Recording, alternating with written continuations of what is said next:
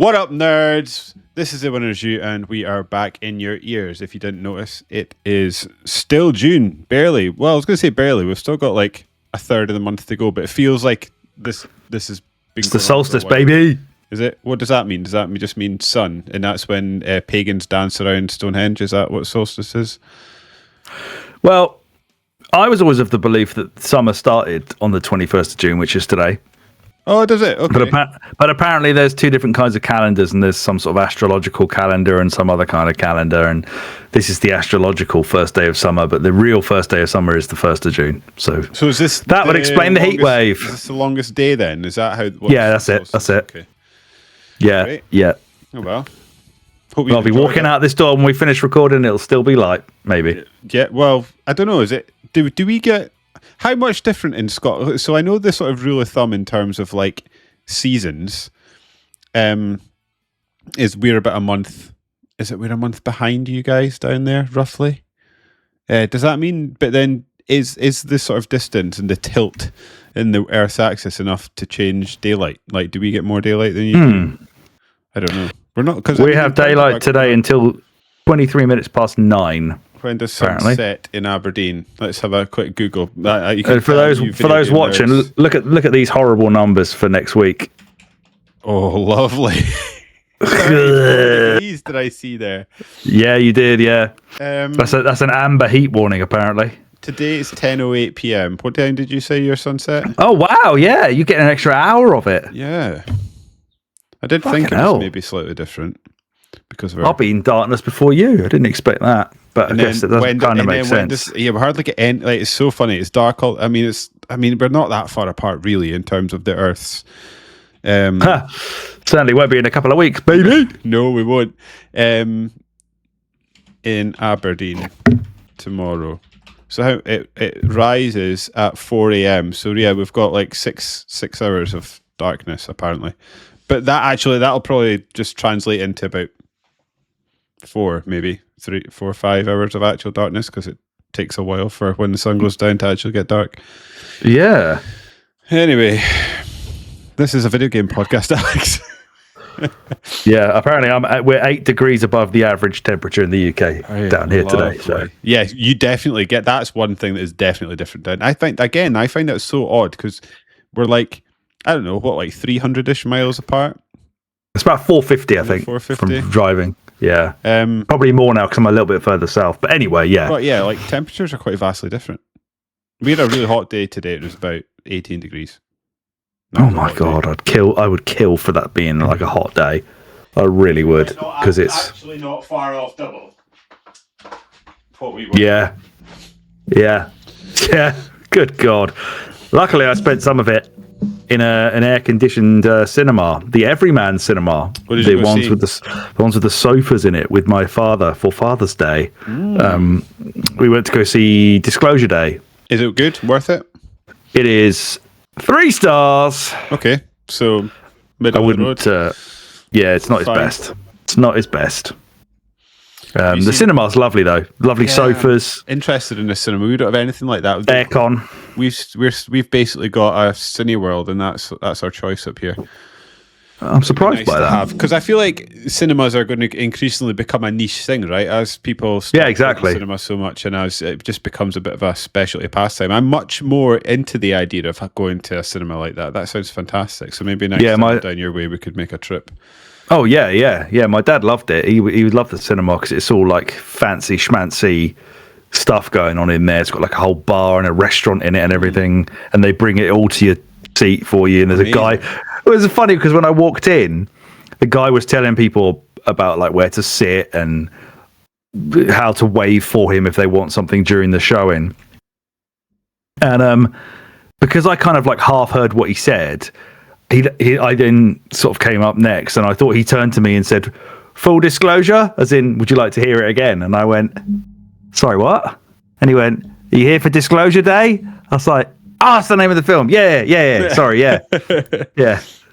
Then he gave me the spiel. And somebody introduced the film at the front of the cinema as well. It's really funny because, he came out and said that it was somebody's birthday and got everyone to give them an applause for their birthday. And then he was like going on about like, oh yeah, no, yeah, well, hope you have a lovely time. We're here for anything you need. You know, we're at the side, so just give us a wave if you want anything. And everybody enjoy the film. And it really looked as if he expected a round of applause as he went to go sit down, and no one gave him one because he had like a little pause before he moved away. Oh no! So cringe, so cringe. Yeah, but you're absolutely right. Like as a speciality, kind of, I was saying this to my dad on the way out. Like, you know, the tickets are not cheap. You're talking almost 20 quid a person. Okay. I mean, yeah, it's not cheap, but it was packed. Like I go to Cineworld, you know. Yeah. Whenever, even on a weekend when it's like £2.50 for kids, and it's usually like me and like 3 other sets of parents max. Whereas this was absolutely rammed. Everyone's getting burgers brought to them. Big beers were like £7 a beer, £7 for not even a pint. So they're obviously making a killing. Yeah. Because people just and it was Father's Day, so everyone's just done what I did, I guess, and just bought their old man a cinema ticket. Let's go watch the Spielberg lad you did when you were a little boy, mate. How is your watching movies going? Because I've fallen off. I need to try and get back on. Fell off. Yeah, fell off. Yeah, that's going to go on my letterbox, obviously, because it counts. It counts. Yeah, that's one that counts. I need to clamber back on, or maybe just find a TV show that I want to watch. Maybe I could. Is that on letterbox? Because I felt guilty about not putting films on there, but I did think to myself, like, I've watched fucking loads of TV. Can that not count? If it'll let you, I would say that counts. Your letterbox can be whatever you want it to be, mate. Yeah, because what have we just started watching? Legends on Netflix, which is the Steve Coogan-led show about civil servants who went undercover to take on the heroin epidemic in the Thatcher era. Really good, really suspenseful TV show. Like that a lot. Yeah, like that a lot. Yeah, I need to get back on it. Will we? Before you tell us about the format of this podcast, it's about the N64, by the way. If you didn't read your blurb on your podcast feed of choice, I'm going to tell you, I'm going to do the quiz with you. Ah, yes. Because I've just remembered. We'll do 2 cards, which I think there's 2 questions in each card. So we've got a couple to go. Okay. Starting with a movie, Alex. Not a good start. I can tell by the first name, but I've never seen this film, so I won't be able to answer this one. In Moulin Rouge, what is the name of the cabaret performer played by Nicole Kidman? Have you seen this? Which means you're thinking. No, I haven't. I'm going to say Nancy. Close. Satine. The Hangover is set in which US city? Las Vegas. Yeah, baby. Well done. 1 for 2. We'll do movies again, then we'll finish off strong on games. Yeah, let's do that. In the Shrek movies, what type of creature is Donkey's wife? I would never think of this thing as a creature. To me, like a creature is like. Well, it's mythical though, isn't it? I guess. Dragon. Yes. And to make it 3 from 4, which 2 actors wrote Good Will Hunting? Matt Damon and Ben Affleck. Yes, I would have said Matt Damon and Robin Williams, maybe. Was he? Oh, you're thinking of yeah, he was in it. Yeah. Oh well, you got 3 from 4. Well done. Did better. Thanks. Than me. Okay. Apt, but I would have got this one wrong. What was the first 3D game in the Bomberman video game series? Bomberman 64. He's nailed it. Well done. 1 from 1. What are the names of the 2 Pokemon that were released in 2022? Pokemon games. What are the names of the 2 Pokemon games that were released in 2022? You got yeah. What are we now? 2026. I think it's Scarlet and Violet. Yeah, well fucking done, mate. 2 for 2. I was almost going to say Sword and Shield, but that was a bit earlier than that, so yeah. Well done. Those are the horribly glitchy ones that everyone made loads of hilarious memes about, yeah. Is that the first ones that went sort of past 2D, like top down, then they went sort of off center? Yeah, that's it. Well, they did like that Pokemon Arceus, whatever that was. and that wasn't like a traditional one, but it was kind of open world. And then they went and did the open world actual Pokemon, and it was like a dog's dinner. Oh, that's right. Well done, Nintendo. Yeah. Which title? That's going to be a theme of the day. Which title won Game of the Year from the Game Awards in 2023? Outer Wilds? Nope. Baldur's Gate 3. Oh, Jesus. I was way off. Outer Wilds has got to be like 2019 or so. I don't know when that was. I still need to play that. Baldur's Gate 3. What Star Wars space combat game was released in October 2020? Still never played this. Squadrons. Yes, well done. Yeah, I've not played that either. I've heard it's all right, actually. Yeah, I think it was on Game Pass for a while. Don't know if it still is. Oh yeah, because it's EA, right? Yeah. There you go. That's your questions for the Good times were had. I enjoyed that. Good times were had. Right. So the Nintendo 64, one of my favorite consoles of all time, the one that we, I believe, ranked third in our list that upset Rob from Did we? Hall of Fame. I think so. We put it behind the PS1 and 360. Okay. Yeah, I'm okay with that. I'm fine with that. So I was explaining to David before we started recording that I had initially tried to replicate the style of the Dreamcast pod, which I believe David and Kelsey text us to say that they both liked. However, I had so many notes for just the history of the console before I'd even really got into actually getting to the launch. I thought this is just too much. There's too much talk about specs. There's too much like boring, inside baseball stuff that you could just go find elsewhere from much more reputable places than this. No, not reputable, just other places.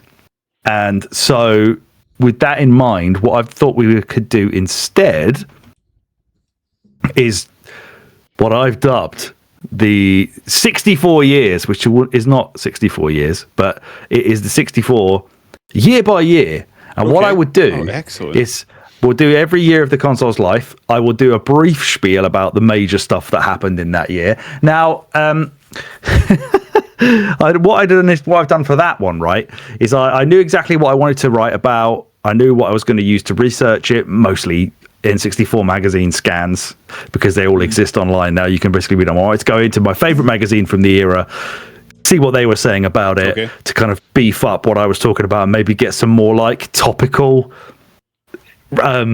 sort of facts about it, rather than just on the internet. Like actually read what people said when this news dropped. And there's a few cool nuggets I got out of that, right?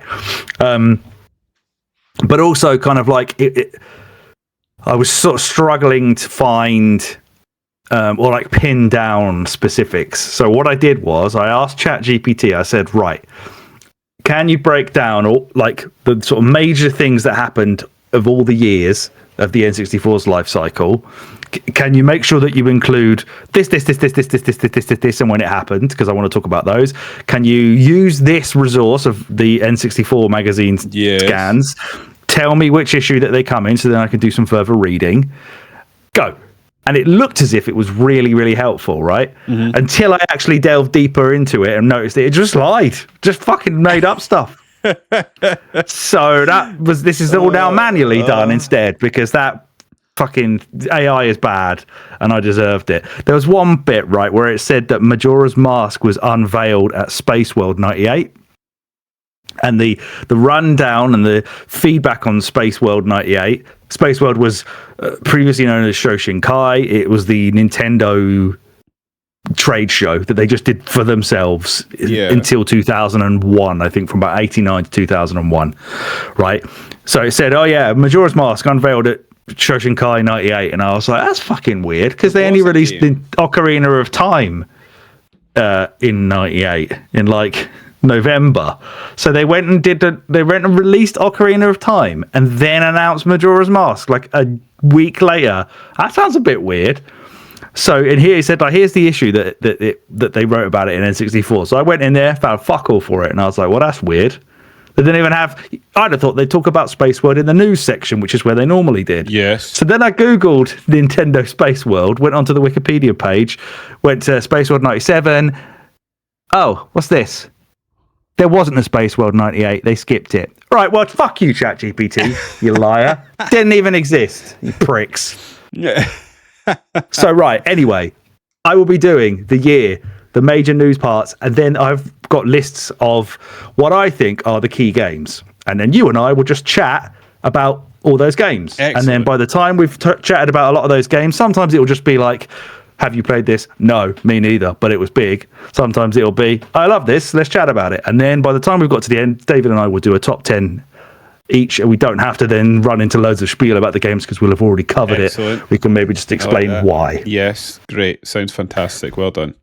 So is there anything you wanted to talk about or say first before we get started, or should we just jump in? Let's just dive straight in. Let's not mess around. Let's get to it. All right. So what I've got first of all then is year 0, which is actually 3 years from 93 to 95. Largely the N64 came around because this company called Silicon Graphics exist. They had already worked with Nintendo. They produced something for the I think it was the Consumer Electronics Show, which was basically like a 3D Mario face that would just talk and annoy people at the trade show and be like, oh, buy the Super Nintendo. And it was Charles Martinet's first gig as Mario, actually. Oh, was it? Yeah, so they'd already kind of got in there with them then, and I guess, look, they obviously replicated that for Mario 64 as well. And then Silicon Graphics, this isn't in my notes, so I may ramble a bit here. Silicon Graphics developed like a revised version of one of their core chips, because they initially were making, well, we knew about them from the Donkey Kong Country pod as well, because they the ones that the Stamper brothers used all Rare's NES profits, bought these Silicon Graphics, like huge graphics workstations to do the Donkey Kong 3D shit. So Nintendo already had a sort of a relationship with them. They came up with this chipset, and they were calling it Project Reality, and they initially went to Sega with it. Tom Kalinske loved it. Guess who didn't love it? Sega of Japan. So Sega missed out on that. Nintendo loved it.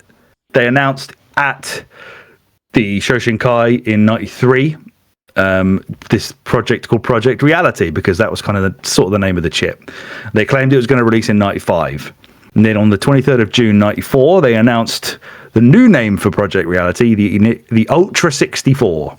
Okay. And they had this group of developers they called the Dream Team, who were going to be working on games from the machine, and it included Rare, Acclaim, DMA Design, who would later become Rockstar, Ocean, Time Warner Interactive, and a few more that weren't as well known, but they did not, crucially, have Square, Capcom, Konami, or Namco. In the second financial quarter of 94, the design of the console was revealed, and they had images showing off the Ultra 64 logo, and they were priced it at $250 for the US, which was $50 cheaper than the PS1. Hilariously, by the time it actually did come out, the PS1 had gone to $199 because they were having a price war with Sega. So Nintendo had to drop their price to $199 themselves as well before they launched. Otherwise, they were kind of remind me the launch cadence of these two consoles. The PS1 came out first, and then did the N64 follow up? Yeah, it was very late, much later. Yeah, Sega, the Saturn was first, then the PlayStation in 94. So the PlayStation launched running up against the Super Nintendo? Yes. That's madness. Yeah, and like I found out as well that, 95... which is when they obviously wanted the 64 to come out. Nintendo on the SNES had an absolute banger year. Like they had like Yoshi's Island, Donkey Kong Country 2, Chrono Trigger. Like some of the greatest games on that system came out in that year. But they were scrabbling around to just kind of keep the SNES relative while the PlayStation was out there killing it, and they didn't have their N64 ready. But I'll explain more about why that wasn't just a sec. Yeah, okay. I was going to ask more questions, but I'll wait. Okay, yeah.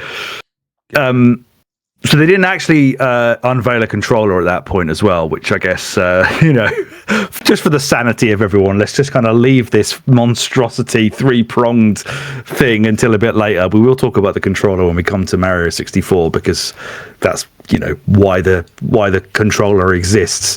The main problem or main thing that people picked up on was that rumors had circulated and were obviously later confirmed that Nintendo were not going to follow what Sega and Sony had been doing by using CD-ROM formats. They were apparently wary of the youth of CD tech. I think it was around the time when they were getting shown the Sony Nintendo PlayStation from Sony before they pissed them off, went to Philips, and all that stuff happened. They were shown some demos of stuff, and the loading times were so mental on the CDs that they hated it, and they were just like, no one's going to want this. And they also looked at stuff like, how easy it was to pirate CDs, and consoles like the 3DO, the Amiga CD32, the Mega CD, they're all fucking terrible. They had this shitty FMV things. They bombed. They were like, no. We know what we're doing. We're sticking with proprietary cartridges. We can control them. Piracy's way harder. Blah, blah, blah, blah, blah. That, however, pissed Squaresoft off the most, who apparently begged them to, just please go with CDs. Because Final Fantasy VII needs to have CDs, because it's going to be like a movie for 100 hours with loads of FMV and stuff. So please don't do this.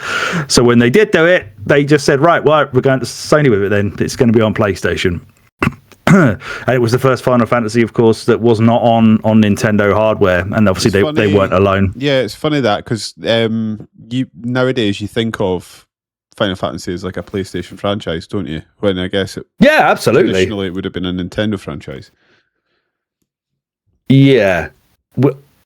How far have we got? Yeah, we've probably only just recently crossed over to having more of them on not on Nintendo than on Nintendo. Because we had the first 6, and we're up to 16 now. So yeah, we're quite a way into it actually. And I guess other third parties as well were kind of looking at it thinking, cartridges cost $10 each to manufacture, but CDs $1. You got to buy the cartridges directly from Nintendo. CDs, you can just go buy them anywhere. They were so prevalent. To know, because you'll never know for sure, I guess. But I mean, we can speculate. I've got a running theory that a lot of decisions that Nintendo make still are based purely on making it difficult to pirate games. I think that's why we get a lot of funny systems around Nintendo, because it just makes they're on cartridges again now, aren't they? Really, it just makes it difficult to pirate on those weird systems like the 3DS and the DS and stuff like that. Or GameCube, the tiny little discs. Even when they went to CDs in the end, they still didn't really do it. I just think to emulate them on a PC, you're making. I mean, we were speaking about this around the Castlevania games that we just recently covered. You're making compromises and fiddling with different things just to make it playable and work properly. So I suspect Nintendo make a lot of their decisions around making piracy difficult. That was definitely a huge consideration for the N64 and the cartridge use, but they also they were so, and they would show that again here, but they were so kind of stuck with this notion that they had on the SNES that if you have a cartridge, it's got a chipset in it. It's got effectively something that you can alter and enlarge and improve, whereas a CD is a blank piece of plastic forevermore. And we started off on the N64. Mario 64 is like an 8 megabit cartridge. I'm pretty sure Donkey Kong 64. I'm pretty sure Perfect Dark as well. They're 512 megabyte size. So they were massively improving upon these cartridges by the end, just to fit the stuff on there. You needed the expansion. Is it the expansion pack to be able to play games? Yeah, that was to improve the RAM. That doubled the RAM. Yeah. Because I was playing some games and doing some research in the run up to this, and that's probably stuff that you've already covered. But originally, apparently, the expansion pack was to be just for things like peripherals, but there was the 64 double D. Yeah, we're going to talk about that quite a few times, because if there's one kind of ball and chain that was wrapped around the ankle of the N64 for pretty much its entire life cycle. It was the 64DD, and just the continuous delays of it, and the ultimate total flop that it was. There was a bit in a couple of years' time where I read a thing about in N64 magazine where they first heard about Majora's Mask, and it was like reported by them as being told, they were told that it was just a 64DD add-on to Ocarina, and it was only going to happen in Japan, and they were absolutely gutted. They were even saying like, we're really upset this is not coming out here, but hopefully Nintendo will still figure out a way to get it over here. But yeah, everything was around the DD for ages, and one of the main reasons for that, outside of them, I think it was Yamauchi was really like keen on online capabilities, which is mental when you think about where Nintendo ended up with it online. It's because the discs you could put into the 64DD were writable, so they were like, okay, look, see, if you're upset that we're using carts, there's a kind of a floppy disk thing underneath it. You can make Final Fantasy on that or something. So they were really trying to appease people with this thing as well, but of course, it just never even materialized anywhere as anything worth having by anyone. Yeah, I also because as a kid I never ever had an expansion pack, so I just feel like. Did you not? No, it was just not. Did you never get? Okay. So I my experience of it is I think I had 2 of them. It carved me out and just sort of created a haves and have-nots of people that had that console, and I just think when you start sort of carving your audience up like that, it's not always the best. I don't know how many games you saw a noticeable improvement on that had already been released pre-expansion pack, like whether it sort of was backwards compatible to improve the run speed or load times or whatever.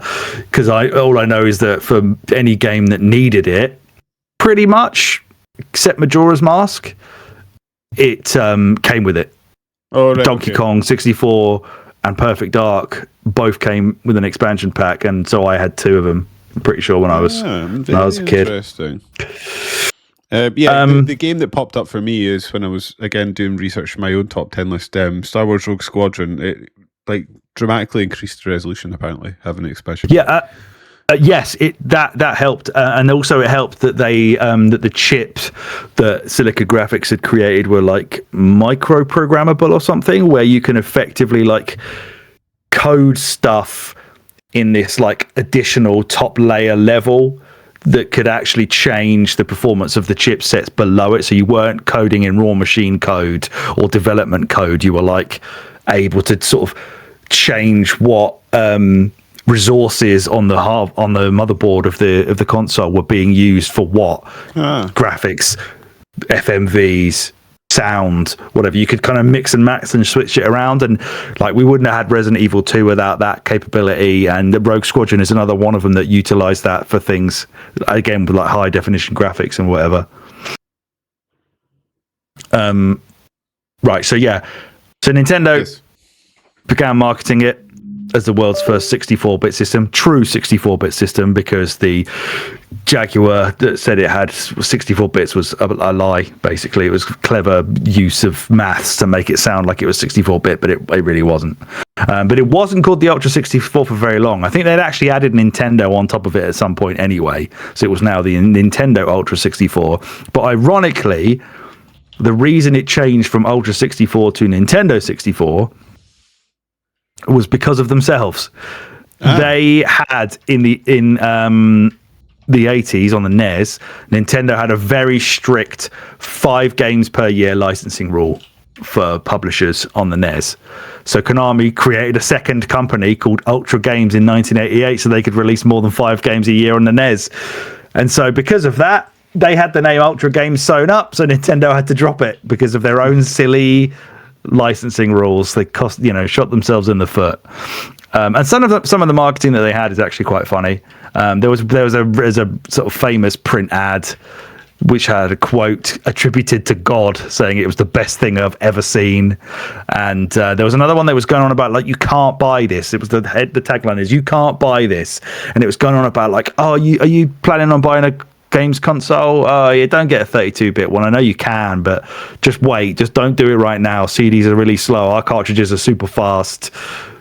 You can't buy this now, but you can if you wait and all this kind of stuff. So, there's the main drawback. Yeah, interesting shit. Because when you're talking about loading times and stuff, you're absolutely right. Like, loading times in comparison to the N64 were bloody awful. They were so annoying. They mostly existed. A lot of N64 games didn't even have them. Was it primarily like the amount of data and audio quality? It's the right speed. Yeah. Okay. It's the right speed as well. Like, CDs had more storage space on them, but the right speed for a CD versus a cartridge was like, you're talking, I can't remember what it was now, but you're talking several times slower. Okay. Like significantly slower. So yeah, and I think that was another one of the rumors about the GameCube discs. It might not even be a rumor. It might be an actual not logical, but thing that they actually said, where because the discs were smaller, there was less surface area for the laser to read. So the write speeds or the read speeds on the console were faster for the GameCube discs because they're so much smaller. So loading times were shorter there as well. I'm pretty sure that was what they actually said, but I could be wrong. So now we're into 1996. Firstly, they had E3 where they dropped previews of their big boys for the coming year, which wasn't many boys because this console suffered with a really paltry library for quite a long time. Part of that reason was one of the delays of the console's launch was caused by when they actually started using the final kind of production model. They realized that the chipset was just not fit for purpose and there was a lot of problems. So they had to basically respec the whole console, or at least respec the chipset that Silicon Graphics were using, actually less powerful than it initially was. So that caused loads of third parties to have to kind of rethink and redo some of their games because it wasn't actually capable of handling what they'd been given on the dev kit. So that did not help them get games out at the start. It launched on the 23rd of June. 1996. Obviously, this is why we're doing this podcast 30 years ago to the day that you're hearing it on release. My God. And yeah, that was just with Mario 64 and Pilot Wings. It sold all 300 of its initial allocation in one day. Nintendo shit the pants and hastily shipped out a further 200,000 consoles to the country. Apparently, the majority of those were also already pre-reserved anyway. So yeah. Later in the year, of course, it launched in the US. Nintendo made friends with Blockbuster again, who they'd obviously had a massive falling out with or just hatred for in the SNES era and the NES era of, disliking rentals and how it, whatever, stopped people from buying the games. They actually allowed US gamers to rent an N64 console itself with Mario 64 for a month before its launch in America, which is pretty crazy. Yeah, that is wild. And then later in the year, at the end of the year, in November, at their Shoshinkai that I've spoken about a couple of times, this is when they first publicly showed off the 64 Double D, or DD, which was targeted for a launch in 97. They had footage of Zelda 64, as it was called at that point, Mario Kart 64, Star Fox, Yoshi's Story, and GoldenEye. And they also were showing off early Rumble Pack technology, which they called at the time the Jolting Pack. In its first, when did it come out? June, wasn't it? So 6 months of the rest of 1996, it sold 2.75 million units worldwide. And then obviously the other consoles, having had a full year, were more, but the PlayStation sold 6.6 million and the Saturn 4 million in that year. We'll go across those as we get there. Right. Onto the games. The key games in 1996, the most obvious one, of course, is the key launch title, Super Mario 64, the game that basically the system was built around. Initially, apparently wouldn't necessarily have even been an actual game based on some of Miyamoto's ideas for it. He was kind of happy for it to just be a world you could run around in as Mario and just, hey, look at this, let's not have any actual missions or objectives, just do whatever you want. Apparently they built all the levels in that game just as, like, they built the level and then they figured out the stuff you do in it afterwards. Everything in that game was built around just the movement, the exploration, the space, the sandbox that you're in, and what Mario is going to do in it. A big part of that, of course, again, the controller, which we can talk about in a second, and of course this insane transition from 2D to 3D that absolutely just revolutionized 3D gaming in general. We've had a few, me especially, have had a few strays or directs thrown at Mario 64 on this pod over the years as inferior to Banjo-Kazooie. However, I would say in my lead up to this pod, it's probably the game I played the most. That was partly due to, and I'm going to be a horrible shill here, but the N64's, the N64 library on Switch Online on Switch and Switch 2 has actually really improved from when they first brought it out. The games are actually really decently playable now. So I went ahead and bought myself the N64 controller for the Switch. I really want that.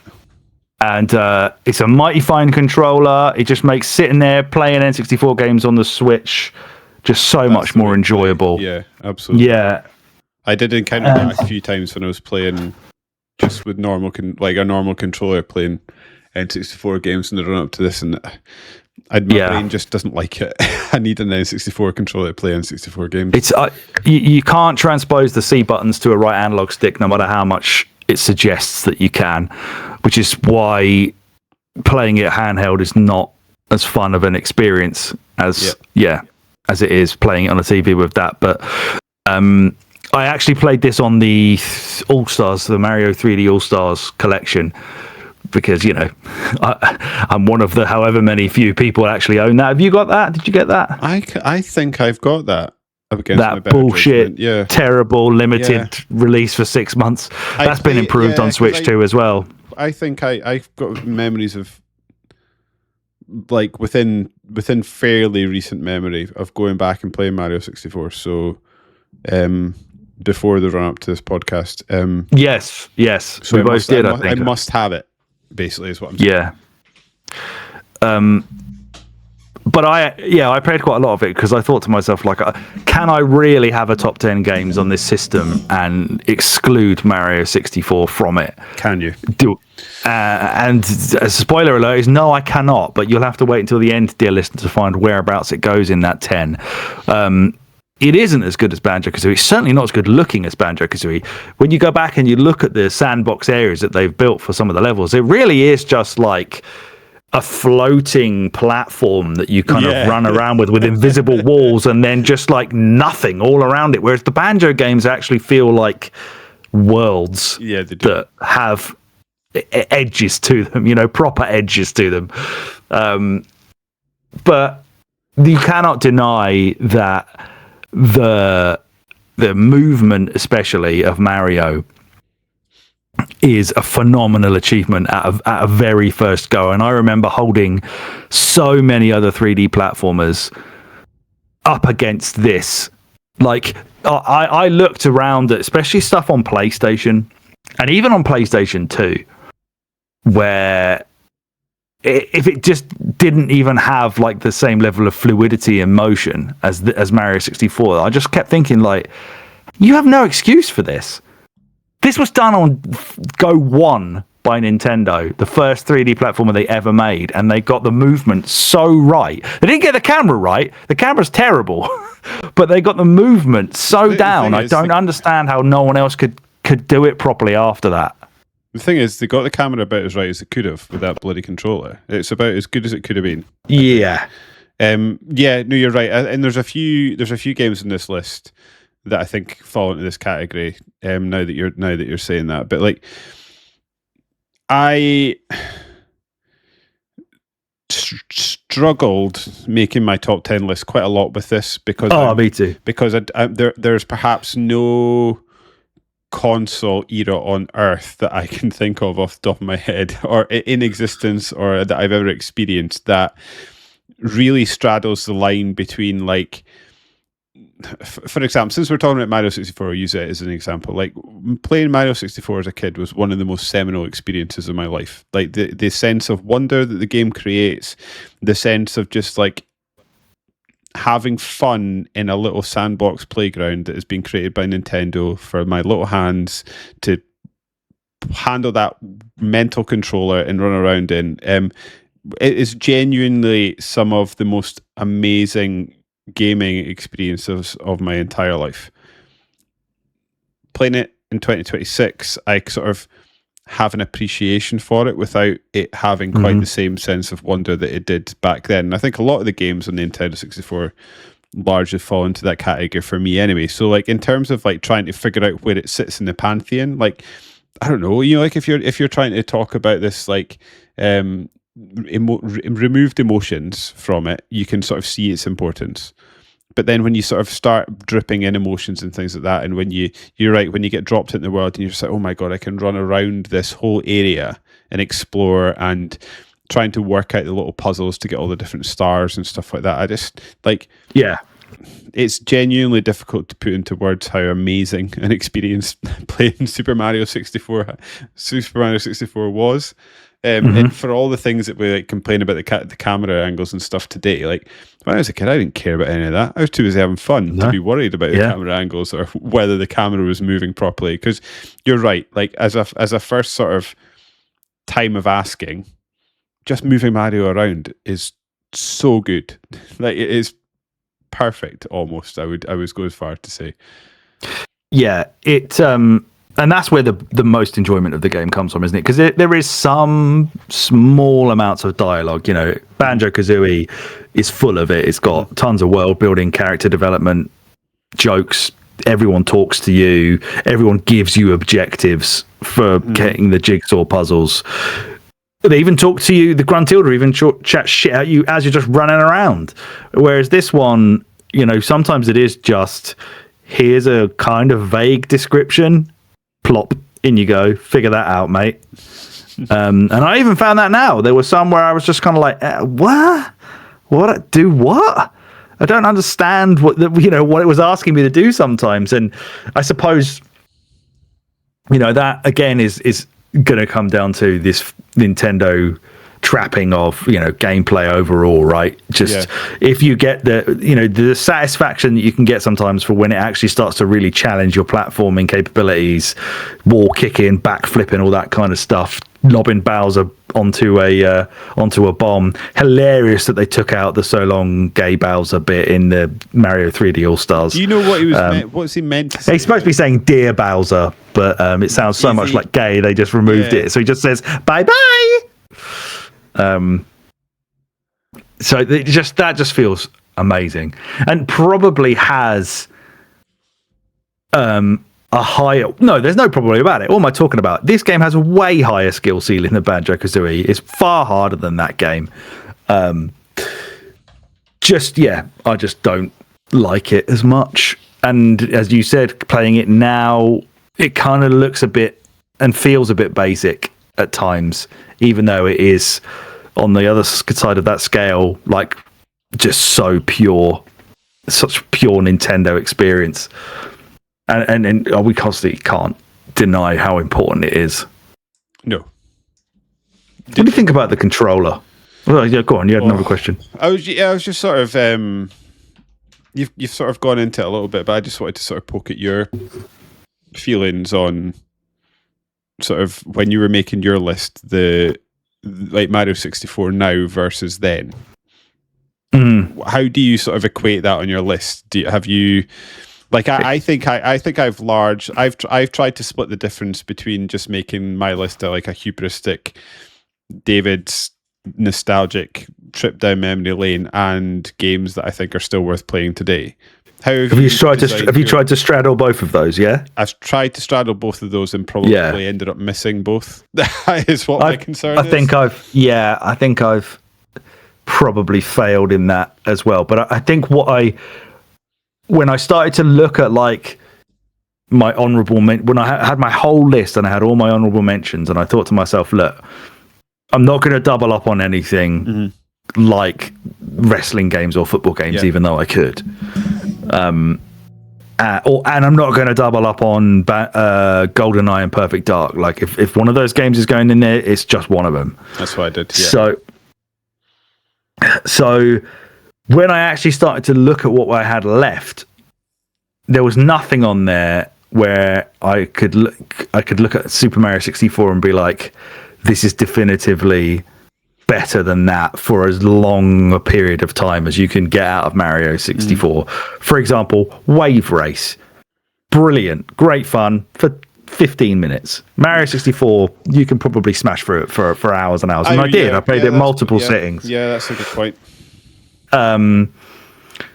So I think I felt I just couldn't not include it because I don't think there's, if there are 10 games better than it, then it's going to be like GoldenEye or Perfect Dark's going to be one of them or whatever.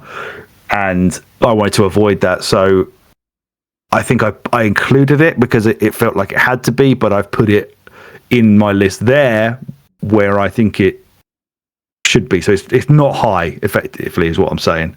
Okay. In a very vague way. Yeah, so interesting. I'm interested excited to talk about our top 10 list. Sorry, you asked me a question.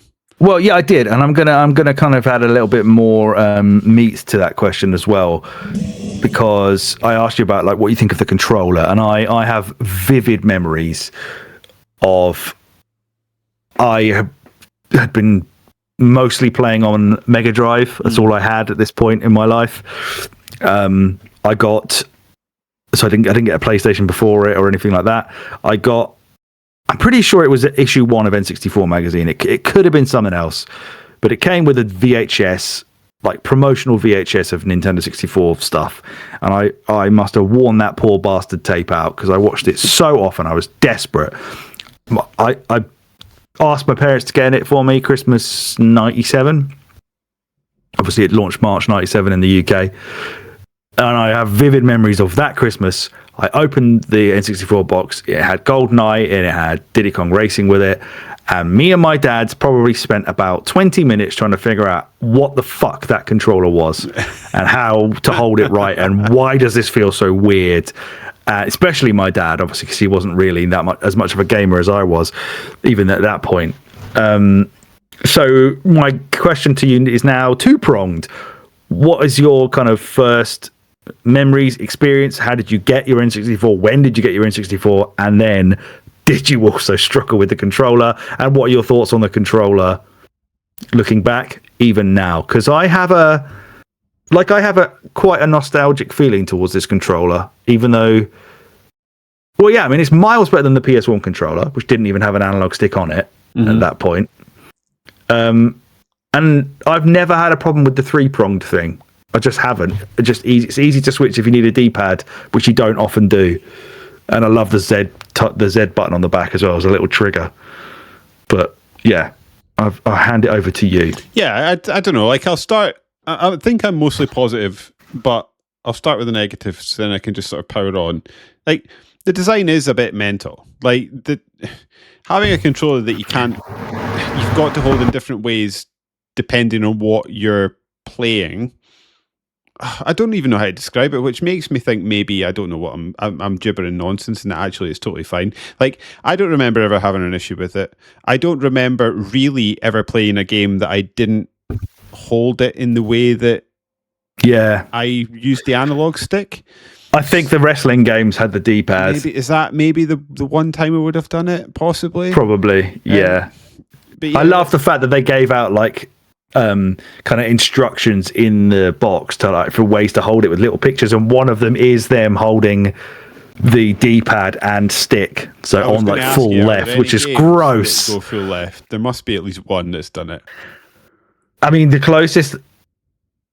Well, it's not. It doesn't go full left, but I remember the most egregious use of the controller was Turok 64, which I've talked about on here before, which used the C up and C down buttons to move forwards and backwards, and used the analog stick to look around, which is just yeah, no, I can't believe they did that.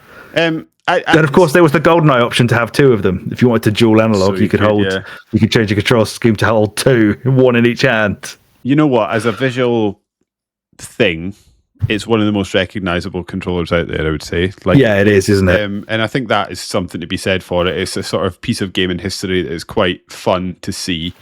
The reality of using it for me was that I just never really used the D-pad that much, and it was just a controller that you'd hold the middle in the right prong, so to speak. So it just sort of, there was a redundant side to the controller that made it a bit pointless. But in terms of usability, for what games were coming out during that time, I never had an issue with it. I liked using the controller. The Z button is probably the best trigger button I can think of in terms of like satisfaction for pulling a gun trigger and like for accelerating in cars and things like that when it did that, or being a brake or whatever it was. But yeah, in first person shooters it worked really well because it felt like you were sort of holding a gun. The way you held that prong was in a sort of gun trigger pulling position. So and it feels like the sort of barrel of a gun, doesn't it? Because it's quite thin, whereas everything else is kind of around the edges. I don't know, I think it's a silly design that was largely redundant. For me, and not that it even is that offensive, but for me, the biggest crime that controller ever had was the rumble pack just made that controller so unwieldy. Like there's just this just too heavy, isn't it? Thing hanging off the bottom, and it was just like this big thing hanging out the bottom that so that you couldn't really sit with it, but you could sit with it in your lap. I suppose it wasn't that bad, but there was just no. Yeah, I don't know. It just became a bit messy, I think, by that point. I don't know. I feel like I'm sort of blubbering, and I don't have a huge amount to say about it because, again, this splits the whole rationality versus actual use case for me. The rationality of it, silly controller, silly design, actual use case, it was fine and it never bothered me when I played it as a kid.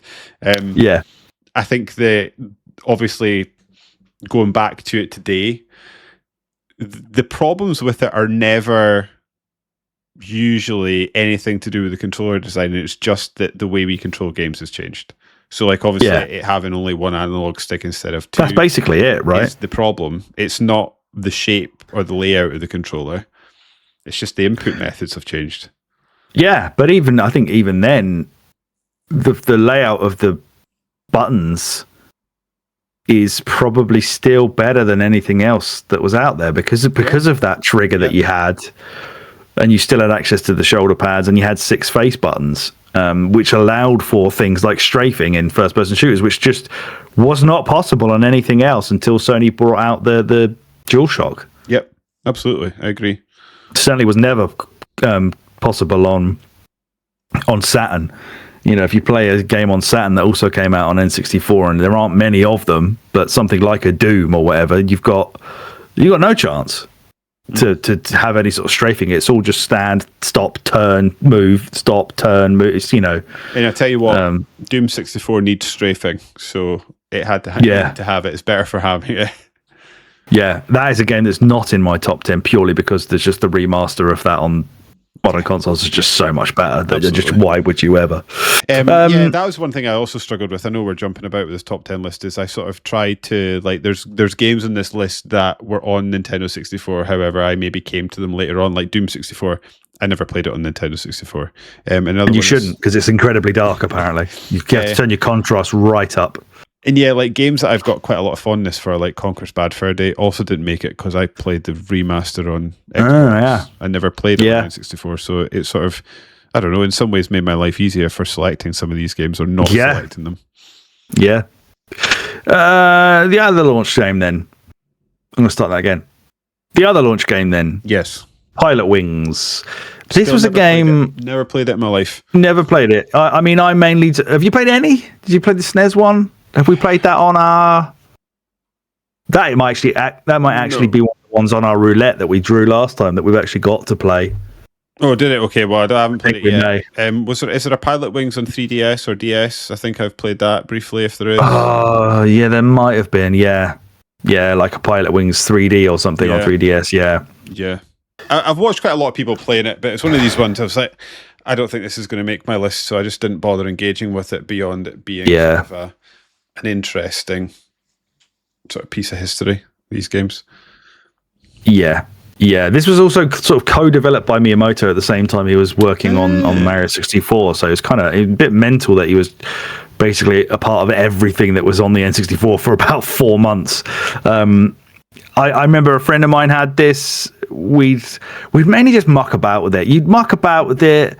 You'd be bad at it. You'd fail all the challenges, and you'd think like, okay, this seems like a game that's kind of not for my, what was I, 96 or whatever, 10, 11, 12-year-old mindset of just like, there's not enough kind of instant gratification from it for it to be something that's was gonna hold my attention when we could play GoldenEye or something else instead.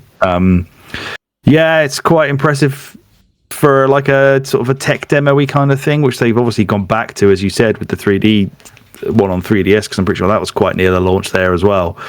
They're just not engaging for a long amount of time. They're all right for a quick bash, but yeah. Wave Race 64, I guess, is kind of similar to that, actually. That was another 96 release that came sort of in one of the first ones to come out after the initial launch. I got a lot of fondness with this game. Amazing water effects, amazing soundtrack. Find it really quite difficult, though. It's probably a game I've never really played too much, because I struggle, because it is difficult. I played a lot when I was a kid and don't remember struggling, or if I did struggle, I didn't care.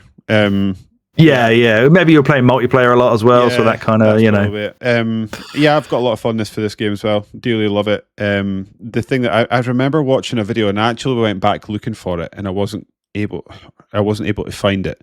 I'm sure there was a video I watched on YouTube that sort of reminded, because I remember going back and thinking, oh, Wave Race is cool. The wave effects are really fun. It's pretty. Yeah. It does like what is it, like colors and like sunset effects that at the time were stunning. I actually do think it's still visually really, because I went back and played it for a little bit, it's still visually really quite unique, and I like that. The thing that sort of I always think about from a modern context, again, that I sort of experienced and enjoyed at the time, but I've perhaps come to appreciate it, is when I went, this is a YouTube video I went looking for and then veered off in a different direction with my chat, is that it's got some sort of crazy wave technology in this, and that the gameplay isn't, I was going to say isn't simulated. It's obviously simulated for a game, but you know what I mean. Like, so like when it comes to like the boxes or the buoys and the buoys in the water and the jet skis, they're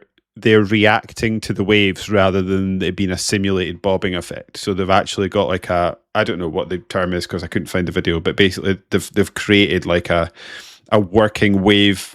What are the words am I looking for, Alex? It's like a working wave tide, in which things are reacting to it. Whereas other games we look for, if you saw them in the water, it would be simulated water effects. So it would be moving around in the water, but it would just be sort of following a predetermined route. This one isn't, and it's reacting, and it shows it because when when you go back and play different levels again, you're like, oh yeah, so it does. Some of the levels have got really smooth water, some of them have got like more chop, and then like it varies in choppiness, and the way that the jet skis handle reflect that what's going on within the level, and I actually think that's pretty unique for a time that's going on. I mean, there's a lot of uniqueness in this era because they were doing things that had just never been done before during this era with this console. But yeah, like I say, I've got a lot of affection for it for that reason, and I always I do think about it a lot more than probably is healthy for a game that's just about racing around jet skis around in circles, just because of that. And make sure you're inside the fucking checkpoint markers or whatever it is, the slaloming correctly, right around the weird looking ice cream cone things. Yeah, cool game. But I think I mean ultimately I think you're right. It's a game that like you dip into now and then and go, oh yeah, it wasn't that cool, and then you wander off. Whereas there's other games you perhaps would stick with for longer. Yeah. Other key games: Mortal Kombat Trilogy, terrible. What I did first of all when I was getting like the list of all these games is I wanted to. We're going to go more into this in the other years because the 96 just had so few games. But I tried to find like the worst, sort of the general consensus worst games of those years. So I went and found like the last N64 magazine that had their reviews directory at the back of it, all in there, so I could kind of like cross-reference and see what they gave it for all the shit games. So that got 34%. Mortal Kombat Trilogy. I'm looking at pictures just now. Visually it looks fine. Yeah, I think it was just kind of like not as impressive a package as on some other versions of it, I think. Okay. I think it had like, kind of muddier visuals, worse sound, and was just lots of Mortal Kombat, which if you don't get on with it, then I guess you're not going to have any fun. And I think partly some people would maybe think it was all right a game, but when you've just bought a brand new console, you don't want to play games that were on the Mega Drive and SNES as a launch game, or even close to the launch window. So maybe that's why people just was just like, what? I don't want to play these anymore. I've just done this. It looks like the ones on the Mega Drive again. Next. Yeah, fair. Wayne Gretzky's 3D Hockey is one of my like hidden gems. It's not a hidden gem, but it's one of my favorite kind of also ran honorable mention games on this console. It's one of my favorite hockey games of all time. It's just stupid arcade 3-on-3 nonsense. You've got full on like midways NBA Jam sensibilities to it, so players are going to go set on fire if they score 3 in a row or something. Your team can all turn on fire. Sometimes the goalie will turn into a brick wall, and so you can't score past him. Sometimes you'll smash the puck so hard it'll knock him back into the net and the net out of the rink. A really awesome hockey game that me and my friends Simon and Chris played a shit ton of. Not even at the time, like 10 years later when we were in our sort of 20s, we absolutely loved the game of Wayne Gretzky, just because it's easier than trying to understand what icing is playing an NHL game. Just play that one.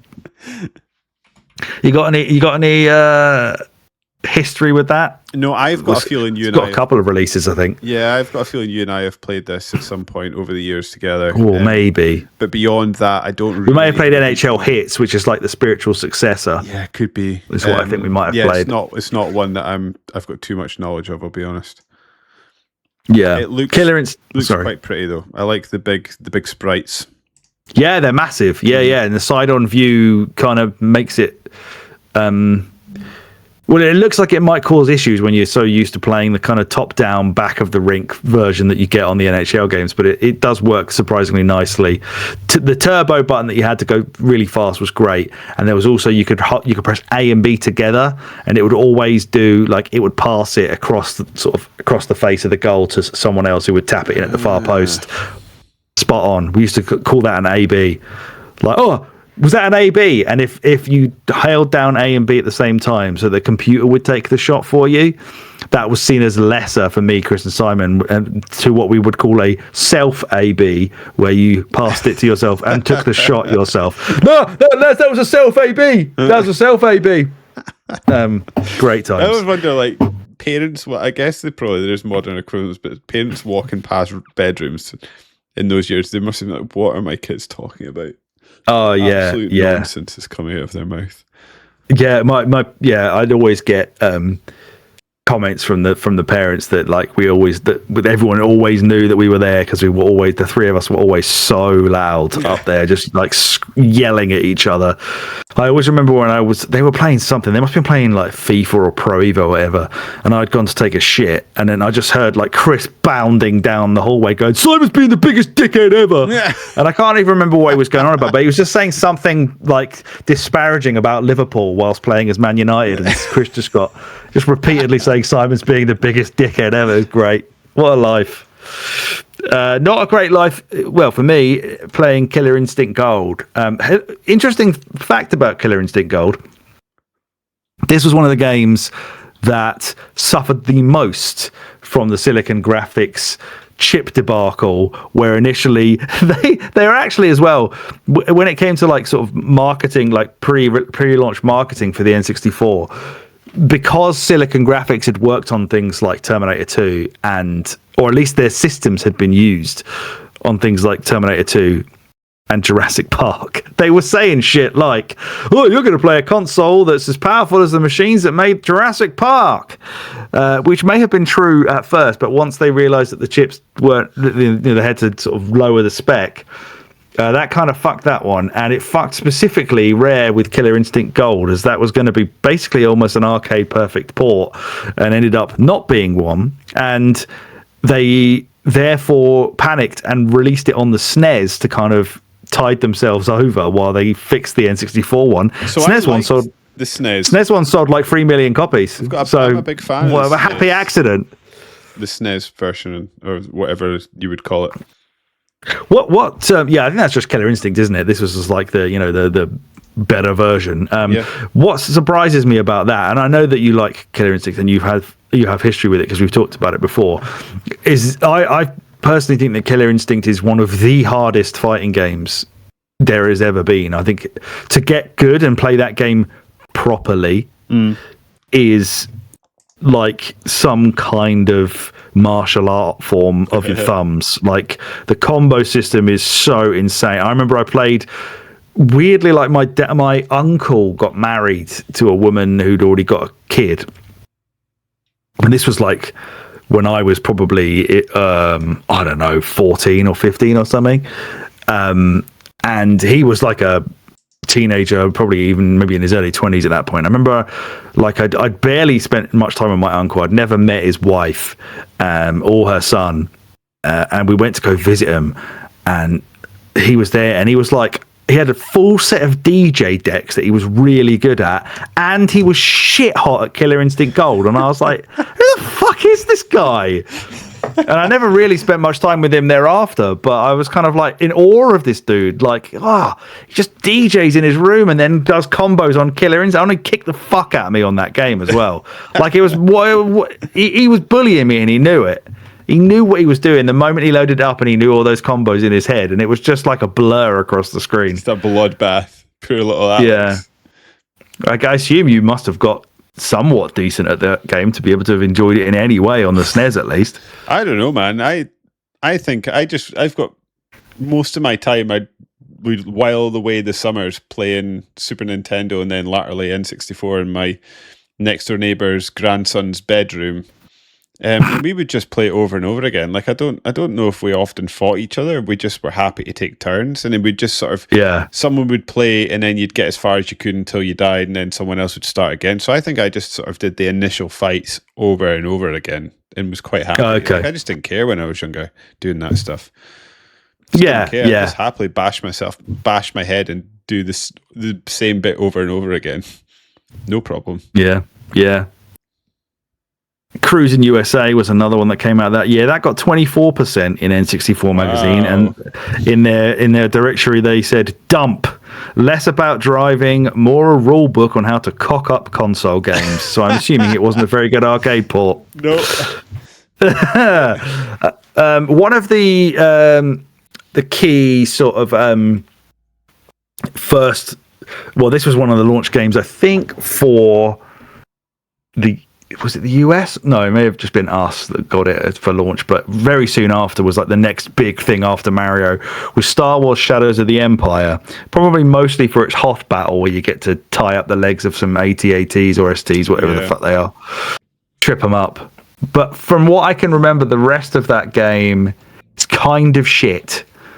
This was one that used a lot of the tinkering abilities on the console that I was mentioning earlier to kind of get a lot sort of higher res graphics in there, but there are some good Star Wars games on the N64. There are. And sadly, this is not, for me, this is not one of them. I think it's got a bit of a cult following now. Have you ever played this game? No. I'm looking at pictures of it just now. I think I'm probably glad I didn't. When I was writing on Goomba Stomp, I did a sort of started to do a piece, like a regular piece, where I was reviewing issues of N64 magazine and an official Nintendo magazine throughout, like from the issue 1 of N64 onwards. So every time I did it, I would be like, here's these two like issues, like issue 3 of each of them or whatever. And I started after a while trying to. There was a segment in N64 magazine called I'm the Best, and it was just like, here's a bunch of challenges, send us in your best scores, and if you do it, you win a prize. And I remember I tried back at the time to do one on Diddy Kong Racing that I ended up sending in. I do remember this. You doing this? Yeah. And then, so I started trying to do these challenges as an adult man against the ones that were in the magazine. And one of them was like the fastest possible time on the first level of Shadows of the Empire. So I have played that level a lot. And maybe that isn't repeatedly playing it. Maybe it is using save states to repeat certain parts of it over and over again. But fuck you. I'm an old man. That level's cool. The Hoth level, very cool. The rest of the game has some very, very awkward third-person shooting bits in it, which is another one of those scenarios where I look at it and go, Mario 64 exists. How is this so clunky and horrible to play? I don't understand. The only other two key games for 1996 was GQ J-League Perfect Striker, which was obviously the Japanese precursor to ISS 64 that we'll talk about later. And in December, right at the end of the year, they got Mario Kart 64 out the door in Japan, a game that is not in my top 10. One that I probably played a lot of at the time. Certainly, I think that the multiplayer experience of Mario Kart 64, which was obviously a big selling point for the console itself, having 4 controller ports on it rather than needing a multi-tap or anything, was good and better than Diddy Kong Racing, in the sense that I was too good at Diddy Kong Racing to have any fun with everybody else. Mario Kart, obviously, it's rubber banding, blah, blah, blah, blah, makes it way more competitive and fun to play with friends, whereas Diddy Kong Racing is a lot more skill to it and kind of memorization and whatever. But I don't like the way the game looks. I don't like that it effectively still seems to be doing that Mode 7 trickery where you're just a sprite and then the rest of the level is kind of moving around you. However, I will concede it's got some of the series' most iconic tracks, and it's got a fucking banger of a soundtrack. What's your experience and thoughts on Mario Kart 64? It was a funny one because I've had a bit of a funny relationship. I've been a bit confused by Mario Kart 64 over the years because I don't know how it's reviewed now or how it was even reviewed at the time, but I sort of had in my head that it was sort of a lesser loved Nintendo 6, like one of the Mario Kart games over the years. And then I remember being a little bit confused by that because I really liked it when I was a kid. So I was sort of just put it down to that. I went back and played it for this podcast.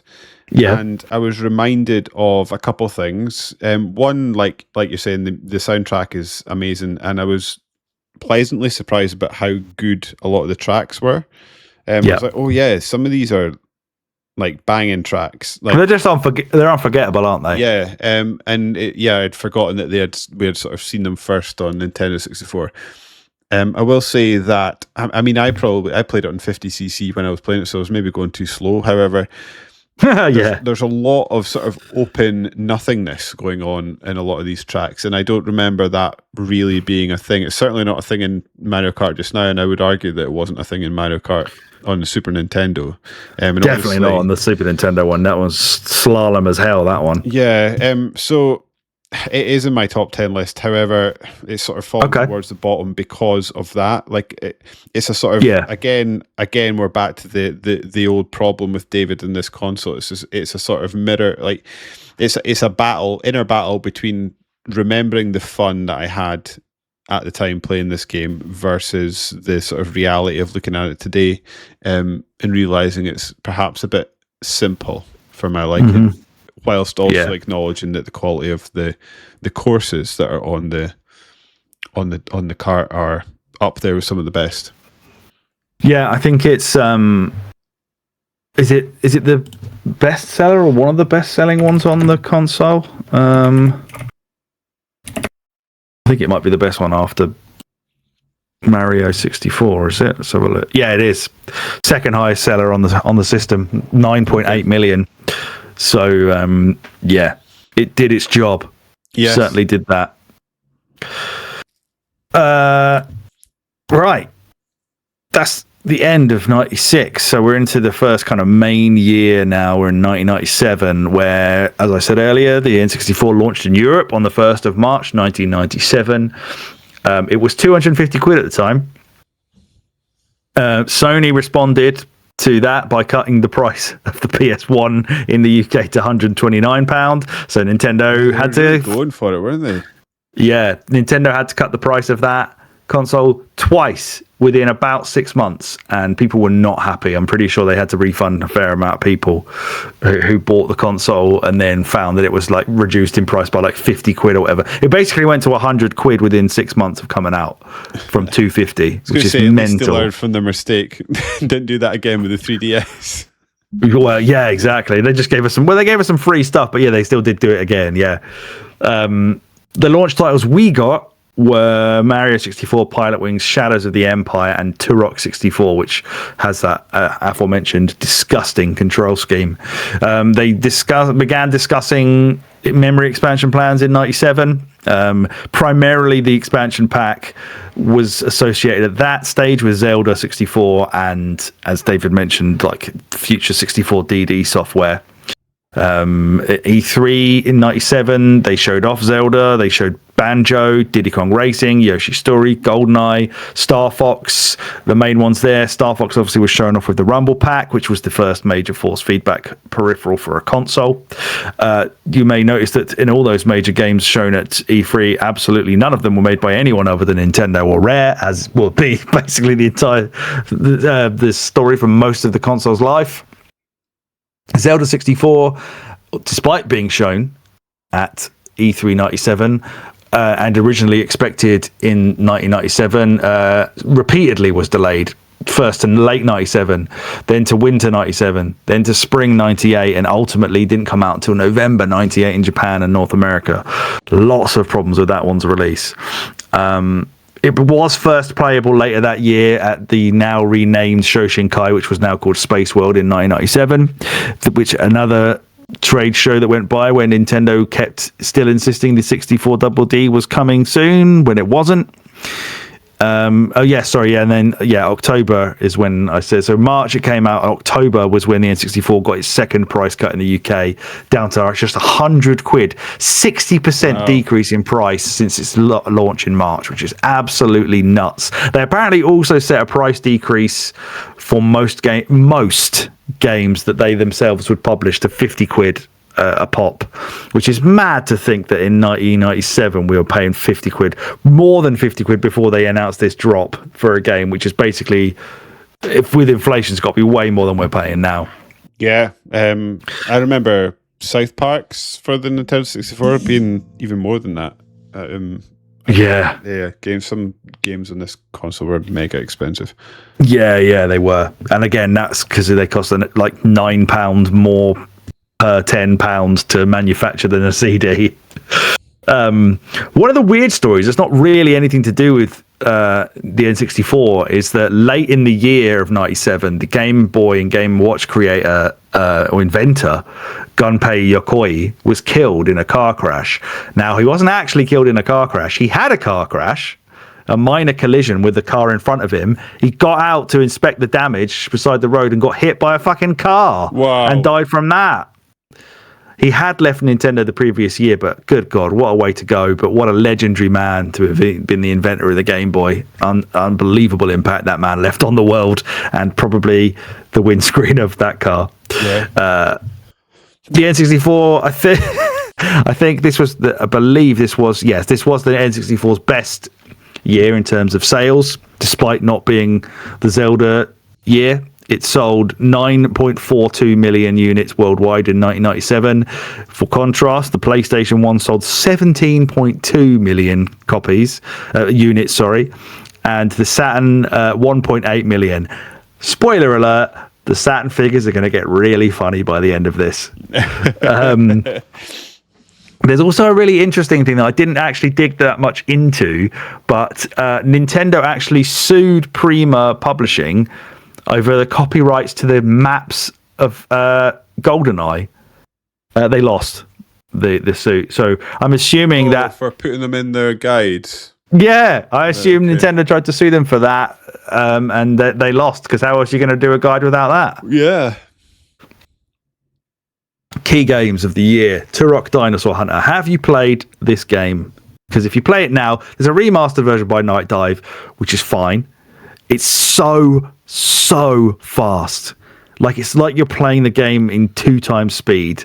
Yeah, I cannot get over how fast it is. I've played quite a lot of it on PS4.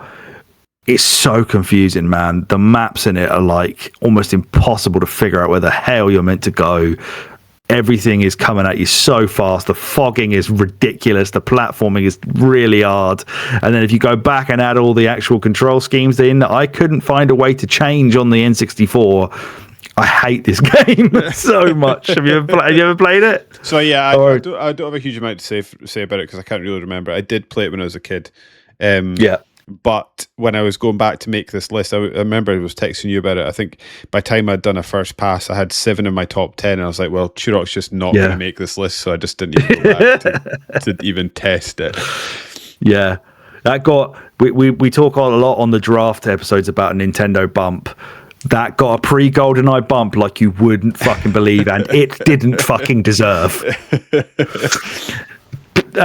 Doom 64 also got that, although I believe it wasn't actually as well revered at the time for how unique a Doom experience it is. I vividly remember reading reviews, probably for when I did that Goomba Stomp thing, where it was getting slated for being like a Doom port, which it just isn't at all. Yeah. It's a banging game. It's just on the N64. Yeah, it just had this problem of being really dark. We've got a whole episode on Doom 64 actually, but have you got anything you want to add to it? I guess you did. It didn't make my list because I didn't play it on me 64. And like you said, like it seemed to get slated, so maybe I shouldn't have listened to that. But yeah, sort of helped that sort of mold my top 10, sort of knowing that at the time it wasn't. But if you haven't played Doom 64, you need to go back and play it. It's on Xbox is where we played it, wasn't it? It's on Series X. Yeah, that port is excellent. It's chef's kiss. Go back and check that out. Be prepared to do the old, if you're prone to a little bit of game rage like Alex and I are, the old David uninstall, reinstall several times because he's got such rage with the final boss. Unbelievable behavior. I think we were both playing it at the same time, weren't we? We were both struggling. Well, I think you'd got to the final boss first. I was a little bit behind you. You then had such a horrible time with it, you uninstalled the game and said, that's enough, I know enough for the pod. Fair enough. You got right to the end. I then got to the final boss, realised why you would have done such a thing, because it is heinous.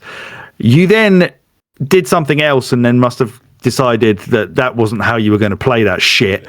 Went back, beat the final boss while I was still struggling with it.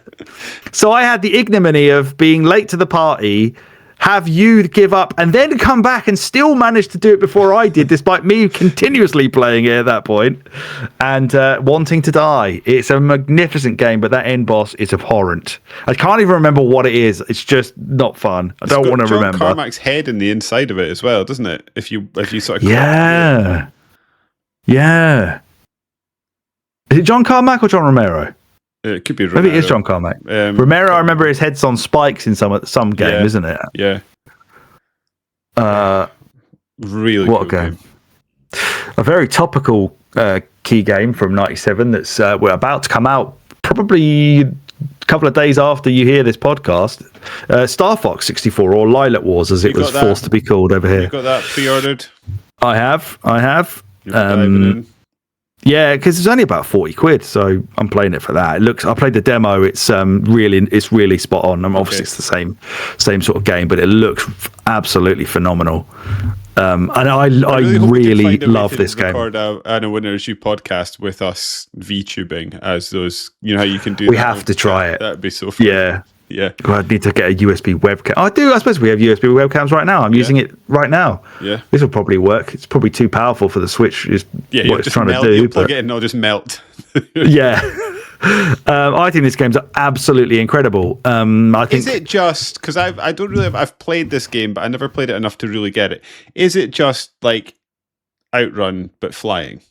Is that the sort of basic premise? Is it Outrun? What's the game we played when we were in Doncaster that we completed when we were racing? It's Outrun, isn't it? At that arcade we went to with the really rude. Yeah. Oh, right. I get what you're saying now. I was trying to figure out what link you were making to Outrun in the way that you can choose the routes that you go. Yes. Yeah. Right. Yeah. It's an on rails shooter, isn't it? So there aren't a massive amount of these around, and it's basically just this series now that even tries to do it. Apart from there's loads of clones out there now. But I think as a result of it being on rails and just kind of allowing you to go through big set pieces, keeping you kind of set on a specific path to just enjoy the action, this may have aged better than any other N64 game. Every other N64 game, in my opinion. Did you try it again for the lead up to this?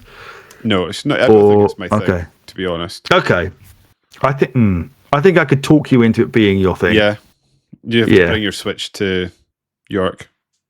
Yeah, okay. It's high in my top 10. Let's put it that way. We'll get to it later, but I just think I fucking love it. And to be fair, I actually fell in love with it most of all on the 3DS. I remember playing this as a kid, kind of beating it in a 45 minutes or whatever, and being like, that was expensive for what I just did. It's very funny to see like a lot of the games at the time where you get reviews, they were obsessed with like length back in these days in like the mid to late 90s, especially because there were so many like arcade ports. They were always just like, if this game doesn't last at least 3 hours, like I'm raging. But of course, Lilac Wars is all about taking different routes, going the hardest route possible. But I probably enjoyed this and played this the most on the 3DS version, which is an excellent version of the game already as it is. I don't quite know why they needed to make it a third time. But I set myself the goal on that when I got that 3DS game of like, I bought this again. Now I'm going to do every single route and I'm going to keep replaying it until I get it right. And I'm pretty sure I did it in like 2 goes even then, but it's still great. ISS 64. Did we play this in Doncaster? We played this in... Is that right? Or Glasgow somewhere? Glasgow. We played it in the gaming bar that we went to. Yeah. We had a great time with this game. Yeah, I think there's no argument that can be given to me that this wasn't, maybe other than sensible soccer, but that was quite primitive when you look at compare the two side by side. This was the best football game in the world at the time it came out. Yeah, there was absolutely agree with you. So good. FIFA was in the mud in '97. FIFA 64 is one of my in the list of worst games. That got 39% in 64 magazine, where they said like a rash, only not as enjoyable. FIFA Soccer 64. Some of the FIFA games sorted themselves out thereafter. FIFA 98 Road to World Cup, pretty damn good. FIFA 99, pretty damn good. I still don't think they were as good as ISS. Any of the versions of ISS 64, 98, 2000.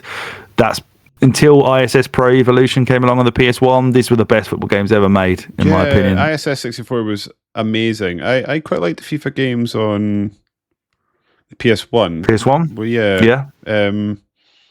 But I never played any FIFA game on the Nintendo 64, so I don't know how they compared. They were probably the same, just better graphics, I guess. Yeah. But yeah, you're right. ISS 64 was phenomenal. It's like there's an era between this is right in amongst the era of video game sports games just being pure arcade fun, and ISS is a great example of a game that put fun over sort of imitating a football match. And yeah, this game's awesome, and it's a multiplayer experience. I just think it's just so much fun. Yeah, commentary is terrible, but that adds to the charm. Yeah, I will say, like, if you're coming back to this game, if you want to re-experience it, it takes me a minute to sort of get my head around it. But once you do get your head around it, you sort of slip into it and start playing it in a way that it doesn't matter whether you like football or not, in a way that I think the sort of modern EA FC games, you sort of need to like football to enjoy them. This is just, unadulterated joy on a cart. The only issue I have with the game is that my abilities on it have waned so much recently that the only way I seem to be able to score a goal is a rebound off the keeper, which I'm pretty sure we had that scenario when we played this against each other. I think almost every goal was that. Yeah. But hey, it is what it is. The next one's a big one. Probably drove a lot of the sales of those 9.4 million GoldenEye 007. An all-timer. An all-timer that gets a bad rap these days because it doesn't play. I mean, certainly the N64 one. God awful.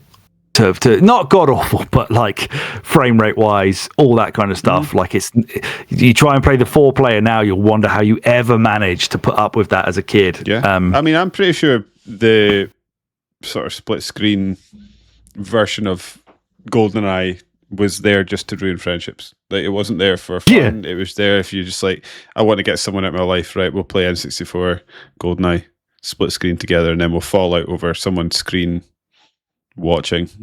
There's that old there's that meme, isn't there, of those two kids playing, and one of them's put like cardboard across the top middle of his screen so that his mate can't look at it, which is brilliant. Yeah. I mean, a great single player campaign. And I will say as well, like, except the big missions, they're actually, sorry, you're right.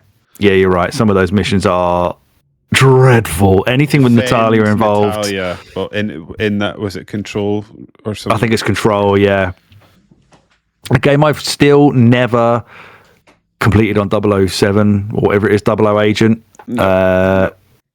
I had to use forever. I will have to use the cheat to unlock all the levels and have a go at whatever it was. Egyptian called a temple. Yeah. Those multiplayer maps are absolutely incredible. I mean, this game dominated so much of my life at this point with my friends. This was obviously a complete mainstay. We absolutely loved it. It is so important for console first-person shooters.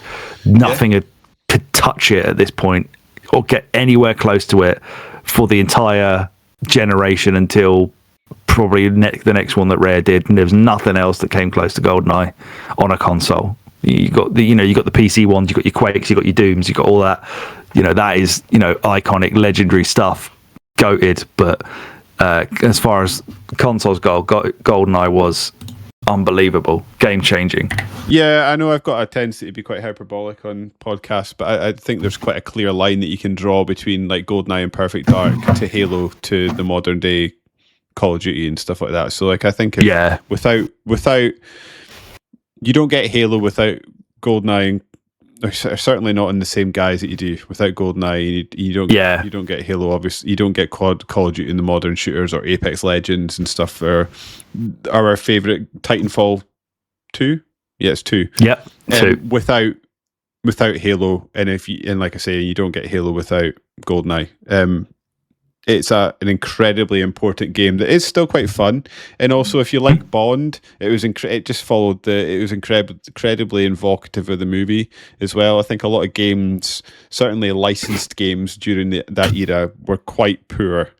I was reading. It would have been the similar era actually, but I was reading in an old Retro Gamer magazine last week a retrospective talk about the first Spider-Man game that came out on PS1. Yeah. And how that was just a sort of shot-for-shot remake, and like that to me, like, of the movie, that is sort of, they just tried to follow that, but then they would add characters that weren't in the movie into the game just for gameplay purposes and things like that. I think this is both a faithful representation of the movie GoldenEye and a very, very good game. And you were talking earlier about trying to beat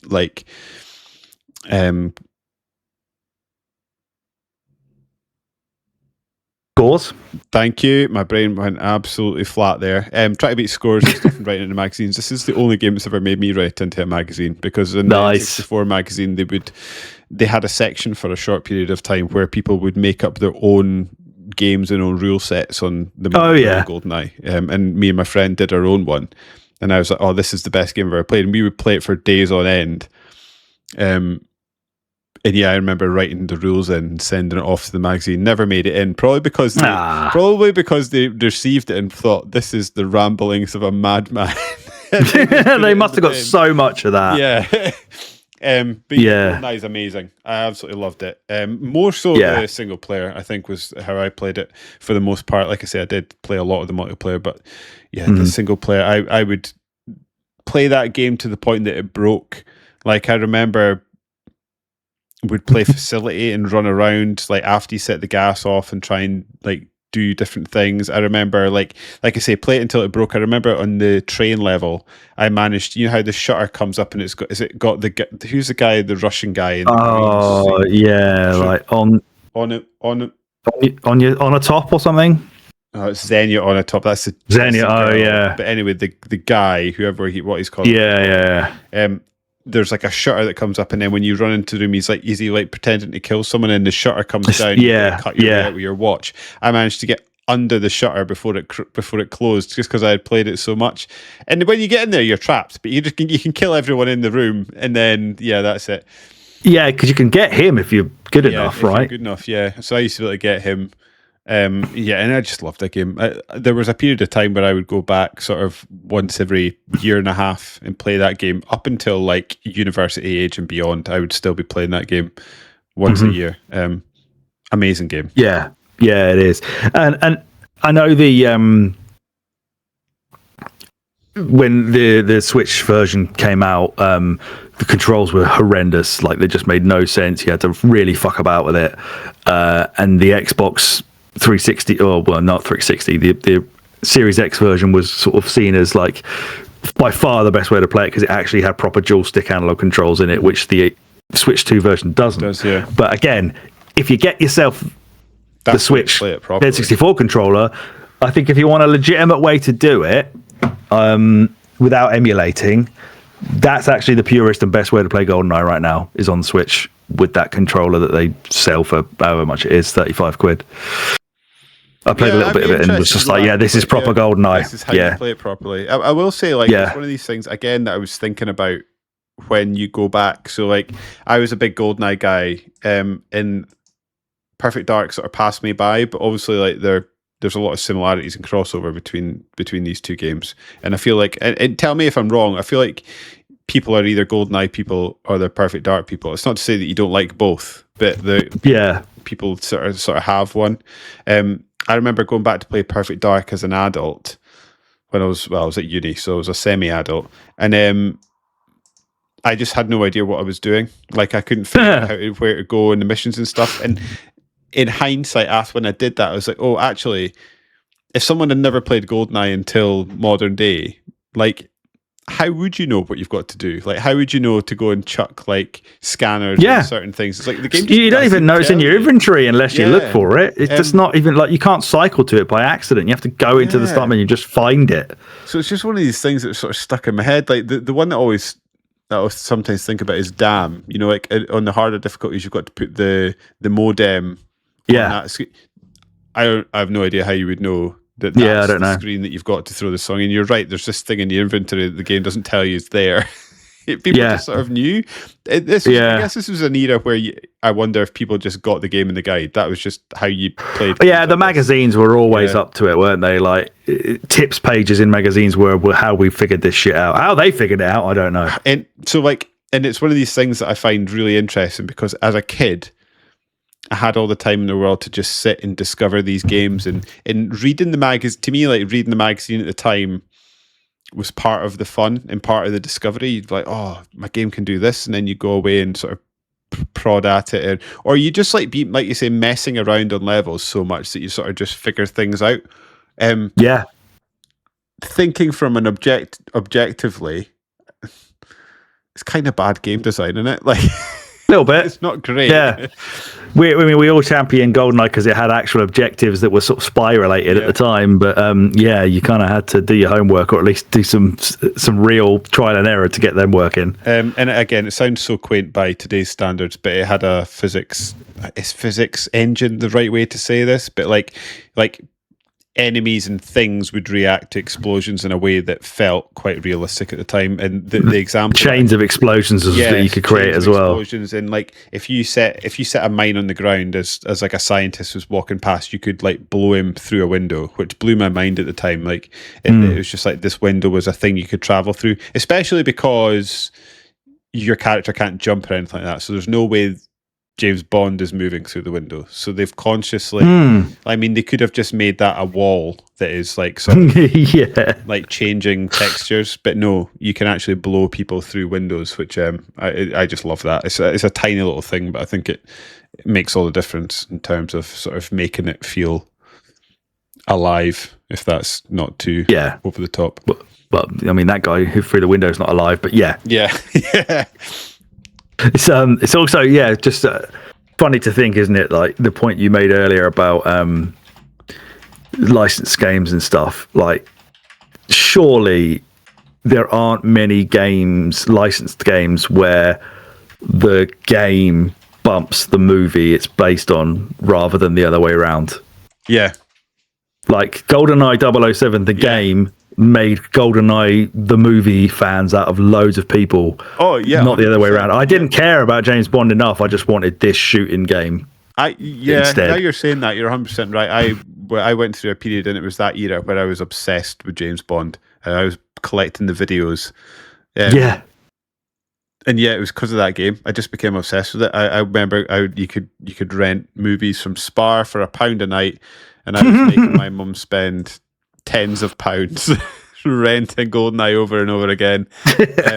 And then I just remember just falling down a Bond rabbit hole after that, and it's because of this game. Yeah, it's got to be the same for a lot of millennials. Has to be. Diddy Kong Racing, the kart racer I've been alluding to throughout that Mario Kart 64 chat, because this is the greatest single player kart racer ever. It's one of my favorite games ever. Best soundtracks. I love it. We did a whole pod on this. We ranked the soundtrack. It's well worth a listen to, purely because I just wanted to have talked about it for a couple of hours for so many years, and we did it. It's going to be really high in my list. I'm assuming I hope it's in yours somewhere as well. We'll have to wait and see, won't we? Okay. Yeah. This is this was a game that I played a lot as a kid. Had a good time as a kid. Went back to it later on when it was re-released on the DS or the 3DS. Oh god, that was awful. Oh, horrible version. Was this game bad? And then I thought about it again until we were chatting about games for covering a podcast, and then we went back and played it, and it is one of my favorite games. It's so funny on a console. Like we can come back to this at the end, but on a console, I just think like the games that hit on this console hit in such a way that they are just some of my favorite, most special games ever. I'm looking at my top 10 list just now, and genuinely, like, I'm set on my winner, and then like 2 to 5 could all just come in a lump. And but it's not because I can't. It's not because a wonderful, delicious lump. It's a delicious lump and it's genuinely because it's like I'm looking at this as one console with 5 games that are some of my favorites of all time. I mean, that's a byproduct of the issues with not having any third-party support. When you control most of the output, you're going to have top end. Like the top end's going to be really, really high. What else we got? WCW versus NWO World Tour, the first of the 4 Ukes, I think it was, THQ basically wrestling games. Revenge. Yes, we'll talk about Revenge properly later. This game is fine, very, very good. The start of something very special, but the weakest of all of them. Yoshi's Story. Have you played Yoshi's Story? I've never really given it much of a go. I tried to play it for this podcast. I really like how it looks. Me too. I like how Yoshi feels.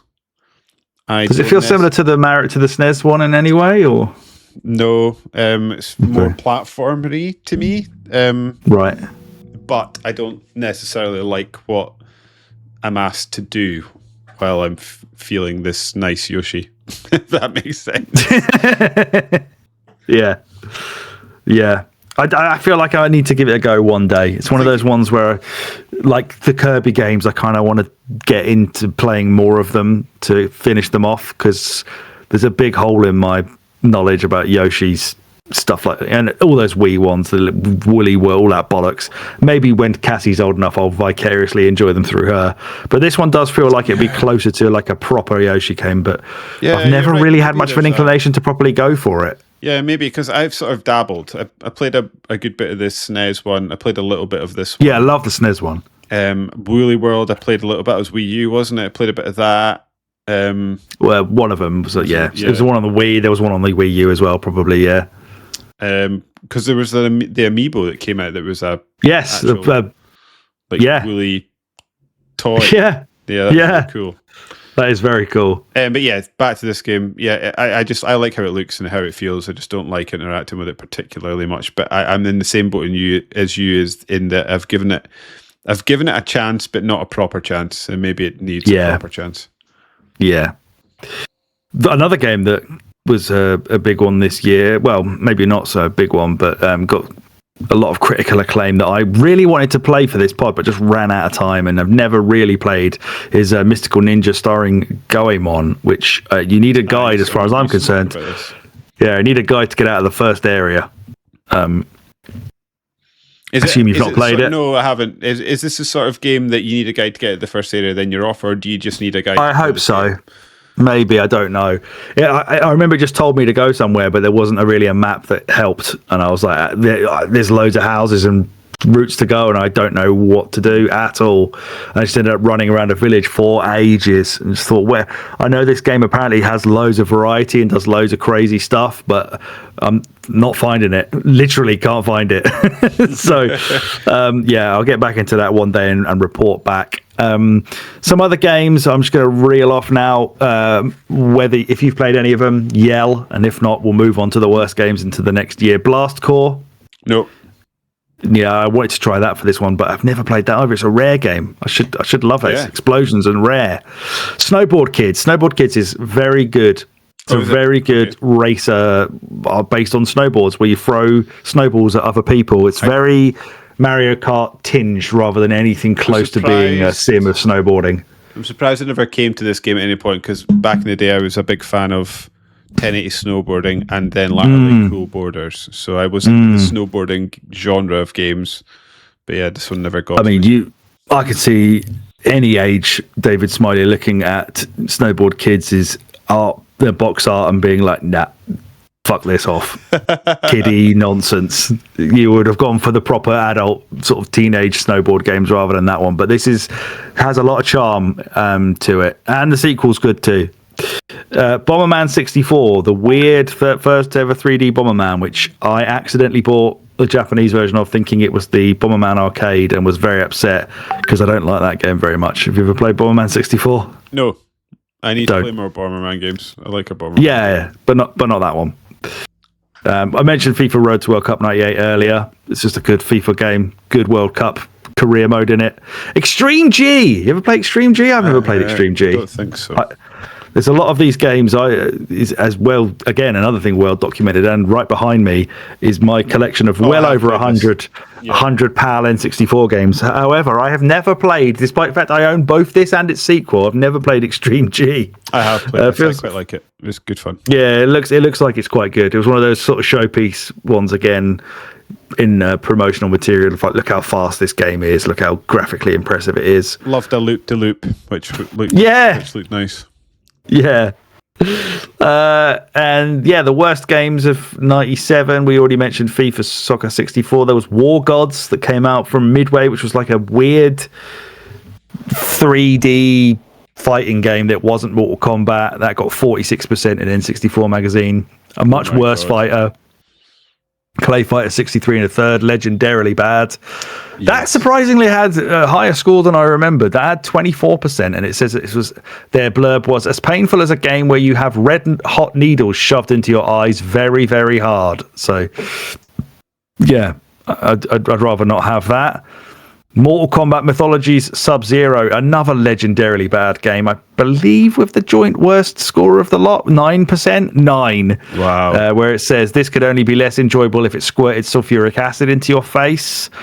You had Aero Gauge, 10%, a real stinker of a Wipeout clone with pop-up cheating opponents and terrible controls. And Nagano Winter Olympics 98, 32%. Luge, bobsleigh, half-pipe curling, they're all here and they're all extremely boring, apparently. How do you I remember quite liking that. I just pressed A a lot. Yeah. Before we go on to 98, I need to go and get something cold to drink and just go out of this room for a minute because I'm fucking melting. Okay, I will get a drink as well, and I will. Go, man. We will be back. 1998, the year that many people, well, many historians would say is potentially the strongest year for the N64. It's one of the best years in gaming. I don't know if you'd go best, it's up there. Old top 5. What's his chops? Done a video on it, hasn't he? G-Man, which I will be watching very soon. So, yes, Nintendo officially confirmed again that Zelda would be delayed to late in the year.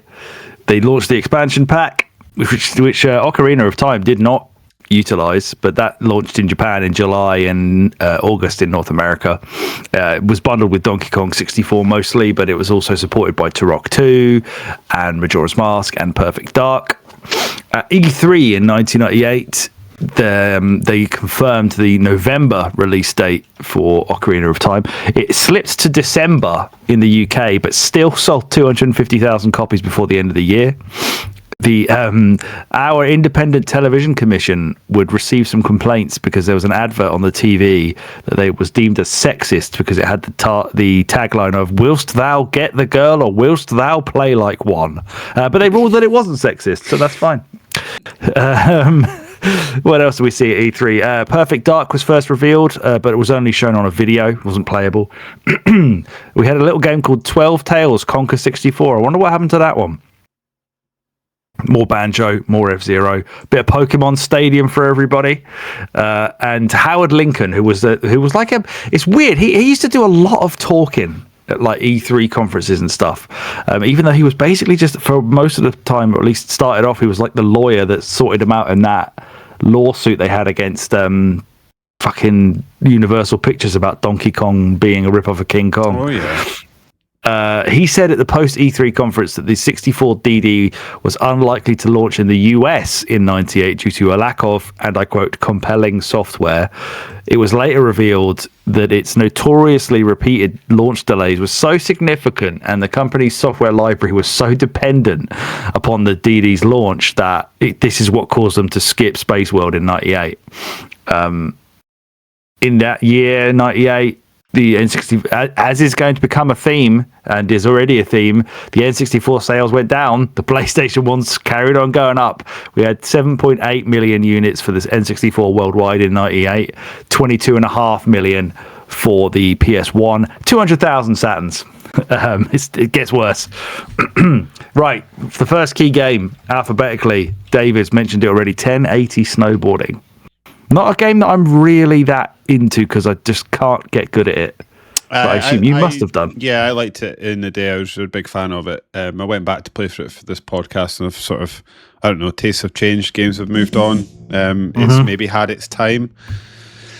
Yeah, it's a tough one to go back to, isn't it? It was fun in the day. I remember making friends with some random like 17-year-old boy in an Argos while my mum was doing something. I was just sitting playing the N64 sort of setup they had. The pod thing. Yeah, the pod they had 1080 on it. I was like, oh my, this is amazing. Yeah, I kind of wish I was more into that because that was really highly regarded. You know, really great review scores, sort of looked at as the best snowboarding game around at the time. Just as you say, time has moved on. Not though. If you're as big a fan of Banjo-Kazooie as we are, which again we have a podcast all about. We do. We've kind of talked about it quite a lot earlier on in relation to Mario 64. I just think this game is so full of personality. Back then, the humour landed. I know people hate the squawking, horrible noises nowadays. Just the variety of challenges, the designs of the levels, the graphics. The graphics compared to Mario 64 are crazy. This is just an all-timer for me. Like, everybody knows we love it. It's going to be in both our top 10s later on. I suppose we can talk about it a bit more there. Yeah, I think one of the best games ever made, honestly. I don't think that's too dramatic to say that. No. Absolutely full to the brim of personality. It understands the remit of being a platformer, and it does 3D extremely well. It's just so good. And I think, when we were back to do it, I think I absolutely rinsed that game again and once more just 100%ed it, got all the biggies, all the musical notes. You kind of have to, but that's before they really kind of jumped the shark, which sadly they basically did in the very next game. I tried to, after we podcasted about, I tried to then continue my journey into 2E and just bounce straight off of it. Unfortunately. I mean, I will forever just be devastated at the ridiculous, almost vertical drop trajectory this series had after one of the all-time greatest games into 2E, nuts and bolts, and then a couple of like handheld things and whatever, and then to death. The amount of comebacks we've seen in recent years, I can't believe no one cares enough to make more of these. I can't believe that is surely not it. Although we've got its spiritual successor now, which seems to be good. Yeah, I mean, ukulele I had a great time with last year. I'm devastated that fucking ukulele kart is based on Super Mario Kart. I could not believe they did that. That hurt me deeply in my soul. It's a shame for you because I thought that was going to be Diddy Kong Racing 2, but it really is not. What a shame. Mortal Kombat 4 is another one. Great reviews, apparently. One of the best fighting games on the system. I don't play fighting games. I don't really like Mortal Kombat all that much, but it's worth a mention. F-Zero X is also worth a mention. Did you play this one in the lead up to the pod? I did indeed. Excellent game. It's phenomenal. So much fun. So metal. Yeah. So metal. I think you and I are going to have to do some sort of look at F-Zero games. Because I liked the F-Zero 99 for a bit. I've not really played a lot of that. I like, if any, really. F-Zero on the Nintendo 64, and apparently I'm a big fan of F-Zero on the SNES, and apparently I'm a big fan of F-Zero on the Nintendo 64. So I'd quite like to do a bit of a dive into F-Zero, I think.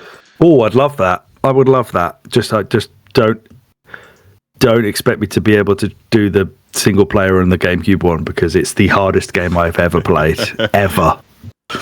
And maybe if it comes to, it might be on the Switch 2 now, and I can do the rewind function. I don't know why I said rewind so weird there. Maybe that would help me, because good God, it's so hard. But F-Zero X, man, it's another one me, Simon and Chris used to play. And one actually, when I was in Aberdeen at uni, my girlfriend and I and her brother used to spend many a Friday night, always the same setup.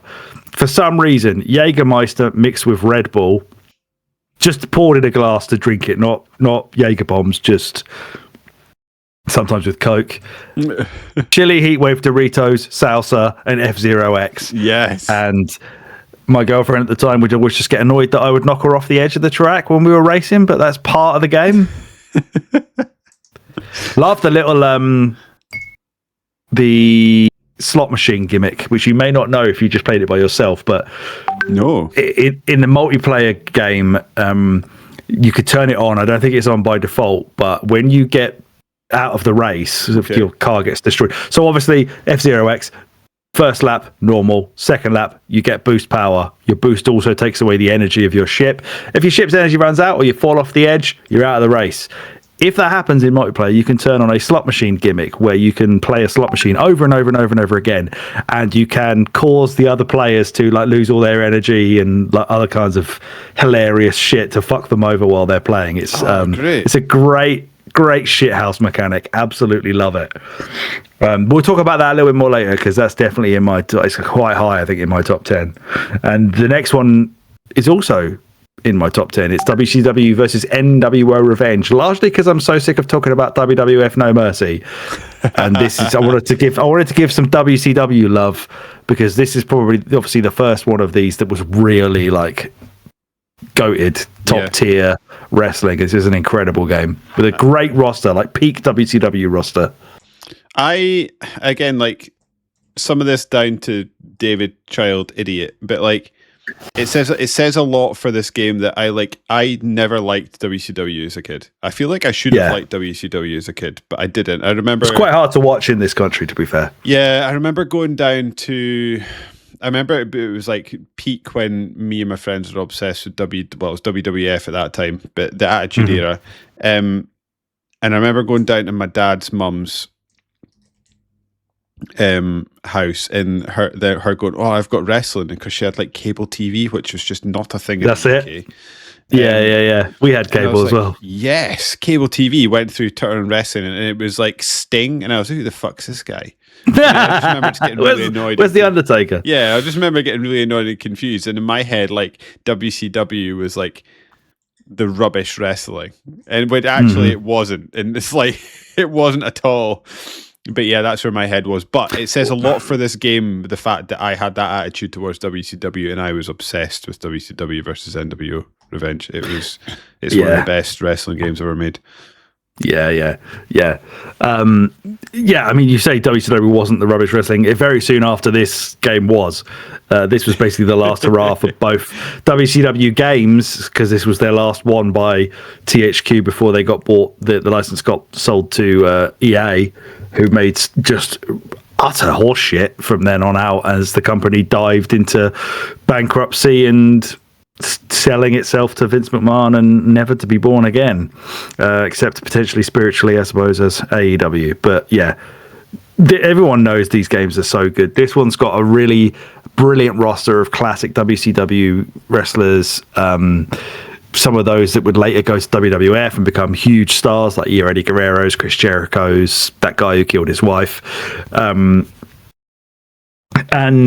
40-man battle royal, brilliant as well. The only problem I have with this one is that it doesn't have theme songs on it for the wrestlers. It just has, they just come out to like generic rock music, and it just plays throughout the thing. And there was obviously no commentary, but yeah, the sort of more considered, slightly slower but more grapple-based wrestling in these games is timeless, absolutely timeless.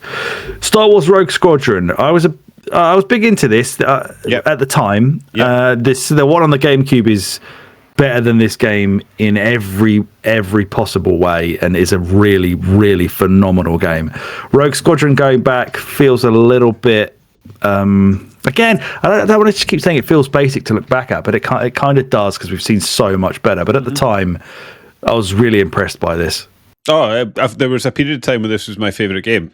I absolutely adored this game. I just quite hard as well, I find. Quite hard, but yeah, I don't know. I've got a little bit of a penchant for a penchant, however you say that in the English language. Yeah, I loved that. And there was is it the Hoth level where you've got to fly around and take down an AT or a walker, whatever you call them, AT-ATs, I think they're called. Yeah, they pulled the same kind of trick, didn't they, as the apparently Shadows of the Empire. Apparently they came up with that idea, and they built the game around that, basically, and tried to flesh that out into an entire game. It's got, again, I was trying to, because I didn't have access to playing this game, so I was watching videos and things to remind myself about it, and I just like that apparently it's got 16 levels, but each level is like broken down into like sort of mini levels. And it just reminded me that for the time, because you're right, by today's standards, it looks quite simple and quite bare bones. However, for the time, there was, for what is ostensibly just an arcade flying game, there's a lot of variety to missions. There really is. Yeah. Because you get medals and stuff, don't you, for doing... And I think like much like the movies, Star Wars games are a bit all over the shop in terms of quality, and this is one of the better ones, I would say. Oh yeah, it still is. Yeah, definitely. Oh, Ocarina of Time. Game. It's not the easiest to play necessarily. Yeah, it doesn't necessarily. I see what you mean. It doesn't follow a specific like film trajectory. It's like a extended canon sort of thing. But yeah, you're right. You can't really grab hold of it easily on anything anymore. Yeah. Apparently they did apply to. No, delete that, because I can't remember which way around it goes. Okay. they either applied to follow the story of a movie, and it got rejected, or they applied to make an independent story and it got rejected, and LucasArts suggested that they make it like a movie. I can't remember who the main character is. Is it Luke Skywalker? No, it's some Wedge Antilles, is it? Yeah, I can't remember. Can't remember what It's one of his. It's one of Skywalker's, like in the first in episode 4 or whatever. The little crew that he's in his whatever it is, X-wing. It's one of his mates from that, isn't it? I think. Yeah, I think you're right. Yeah, I can't. Yeah, okay. I can't remember. What I can see Luke. I can see Lucas being sort of dumped and just make a side character the main dude, sort of thing. Ocarina of Time is the next key game, and what a key game it is. Did the exact same for Zelda that Mario had done in 64, largely based on the same engine as far as I'm aware, which is where they kind of feel a slightly similar in movement style. This was my everything at the time when this came out. Can you remember how long it is to play this game? Because I am like right on the cusp of committing to playing this right through before the new one comes out. Oh, okay, interesting. Well, it's the Zelda anniversary, so maybe we should just force ourselves to do it this year. I would say to get through this, you're probably talking max 20 hours. Yeah, it's not too long. I may have to do it. Yeah. Annoyingly, the way to play this would be the 3DS version, right? Well, it's on Switch. I don't think you'd have to use the fucking right analog stick for some of the items, though. Yeah, or you could do it on your Retroid. You're gonna go and buy this, aren't you? I might. Yeah. Yeah. Is that what you were gonna say? Yeah, I was going to say, let's figure out the best way to play it. Because was there not something funky about the emulation on the Switch version, or did they sort that? I think that's been sorted, but I will check that for sure. Okay. Your best way to play it, if you've your best way to play it if you've got a similar type of controller would be to play the version that came with Wind Waker on Dolphin, I would say. Okay. Because that'd be nice graphics as well. Yeah, let's have a bit of research, because I have been looking at the 3DS to buy one. Well, yeah, you could do that for sure. They're quite expensive, so I'm kind of moving away from that. I might just. It's because of all the proprietary stuff. It's all the game, you can't play them anywhere else. That's how they get you. Turok 2. I did play quite a bit of Turok 2, but never really liked it all that much. I liked that it had a gun that would like drain the brain fluid out or whatever it was of some dude. Oh yeah, the cerebral bore or whatever it was. And I love looking back on it now. I love the premise of the dinosaur-y shit, dinosaur first-person shooter. Maybe because now I'm a Dino Crisis guy. I just don't really like this game. I did buy it when I did buy the Night Dive remaster when it went like super cheap. I did plan to play it, but I just had such a shit time with the first one. I just never went back. But this is, from what I can remember, like light years better than Turok 1. Just, it still wasn't my thing. It's just one of those ones where I played it and went, yeah, but it ain't GoldenEye, is it? So, no thanks. Did you ever give it a go? Yeah, a little bit. Bounced off when I was a lot younger. So, I can't really say too much about it. Tell you what, though, black cartridge. Mwah. Chef's kiss on that one. I like it when they mess about with cartridges. Yeah. And then the last game I've got of any significance, really, I've got a couple of like other ones I'll mention in a minute, but Mario Party, the game that I've almost exclusively played whilst getting drunk at the same time. Yes. And again, may one day play with my daughter, not in that scenario. Just get the shots, yeah, shots of milk or whatever. What are your thoughts on Mario Party? Have you played any of the N64 ones? Because it's not basically the N64 ones.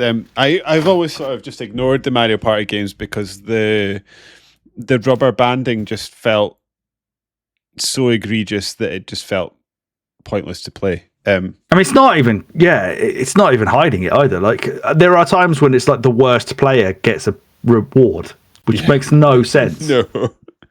Like, so here's a free star. I sort of understand where they're coming from in terms of wanting everybody to feel involved, and like, it's no fun playing a game, especially a board game where you're just getting your ass kicked over and over again. However, it's also not fun when you can see right through the charade of competitivity. Yeah. I don't know. What's your thoughts on it? Would the best player generally win these games, or would the best player? No. If the best player had a bad round on the last round of the game, are they out?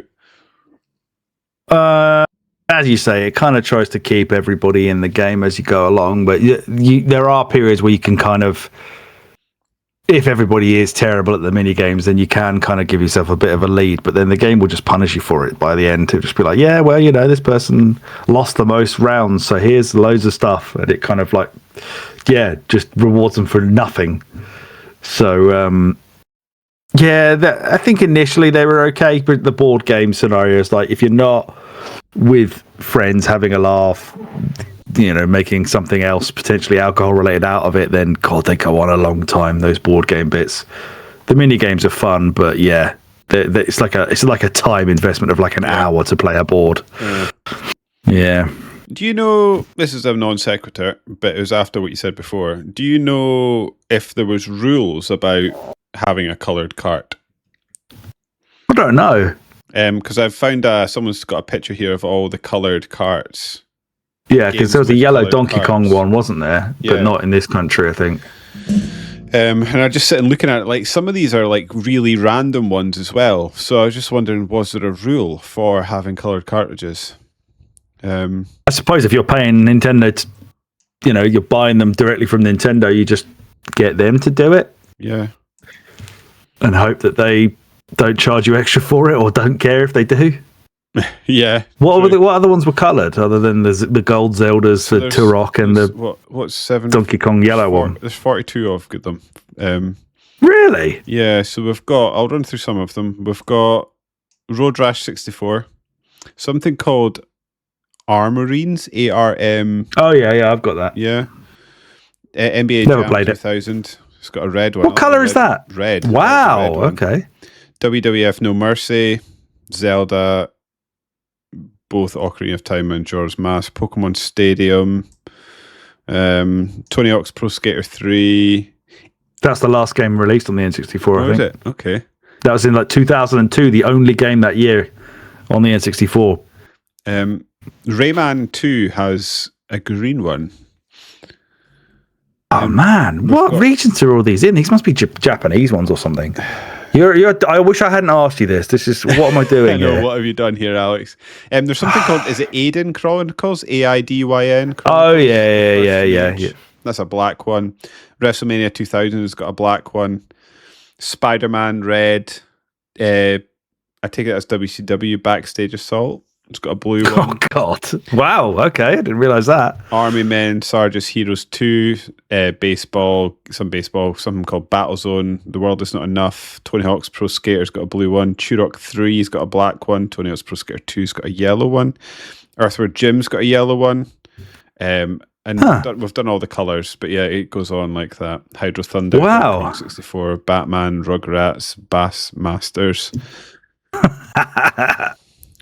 Yeah, okay, right. I'm going to have to start spending some money. You are. God damn it. Some other games, the sort of remaining ones in 98. We had things like Quake, Body Harvest, which was, again, DMA design, the old Rockstar lads. WWF Warzone, a game I thought was good at the time, but actually sucks dick. You played WWF? Is that Acclaim? Yeah. That does. I remember having to stop playing that game. Yes, like having to put in like Mortal Kombat combinations in to do a move. Truly terrible games. Yeah. Space Station. The other one as well, right? That was Attitude. Yeah, Backstage Assault wasn't it? But the ECW games were made by them as well. Basically the exact same thing again. I don't know why the fact that Acclaim went 4 games in. And almost all of them, at least 3 of them, were after WCW, NWO, and Revenge. Unacceptable. That they were still that shit, and they were still using those button combination horrible things for. Yeah, terrible. But then the ECW one, they probably just fucking farted it out and just copied the entire thing over. Because who cared about ECW, right? And then, of course, Hey You Pikachu. The one where you talk to Pikachu. which I never How will did play. you speak But to him? Where did you get the? it went into the cartridge, the slot on the back of the controller. There's like a little microphone that went over the top, and you talk to Pikachu. But apparently, it was horrendously bad at voice recognition. Excellent. Definitely would not be getting a Scottish accent. So that's probably no, you've got no chance. That's why I've never encountered it.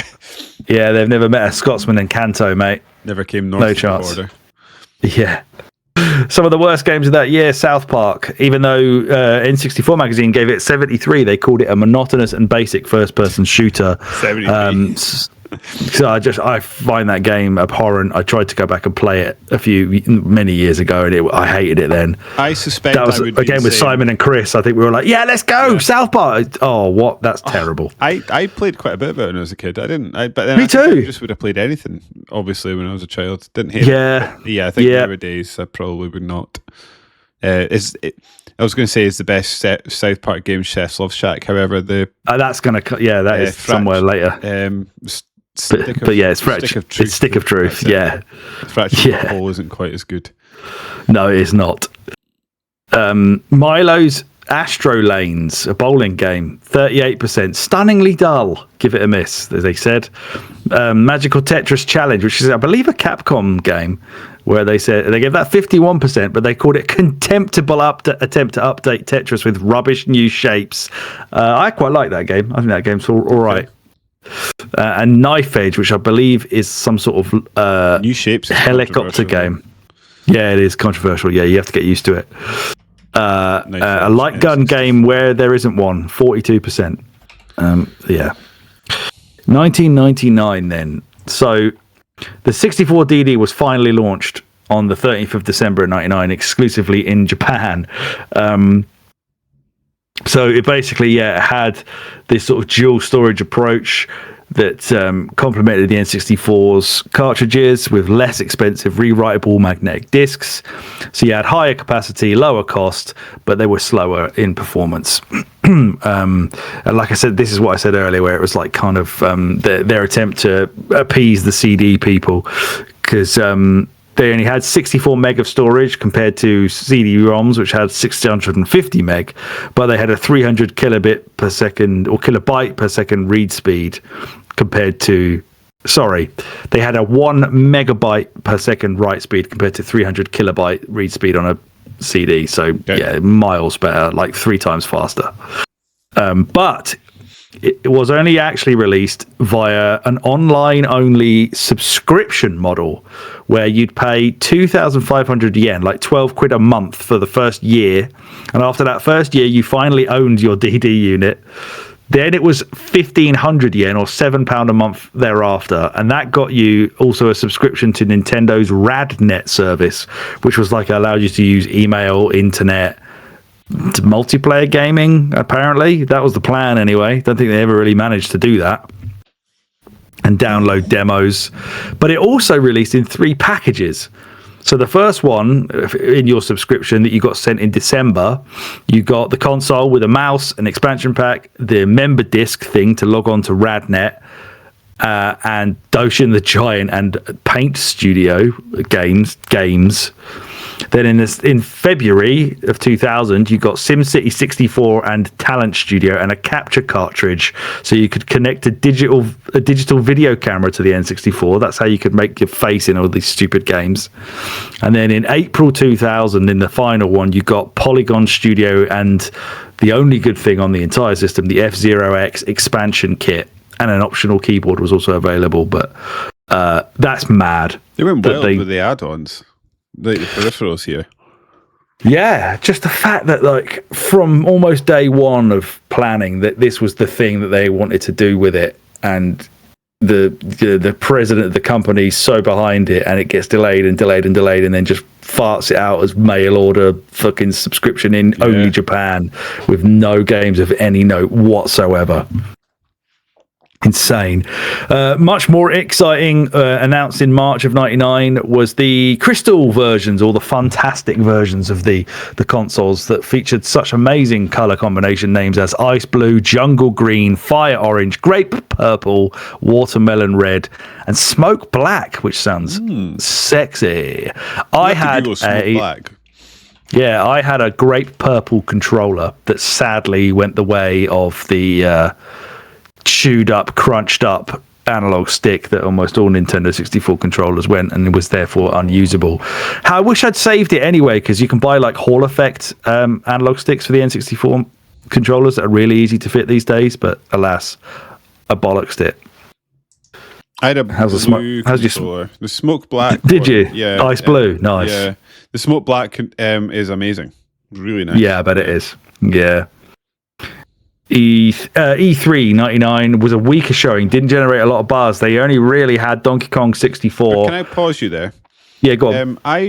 Was it a rumor or is it true? There used to be a thing that went about that the crystal versions of these consoles were more prone to overheating than the sort of regular black one. Oh, I have not heard that. No.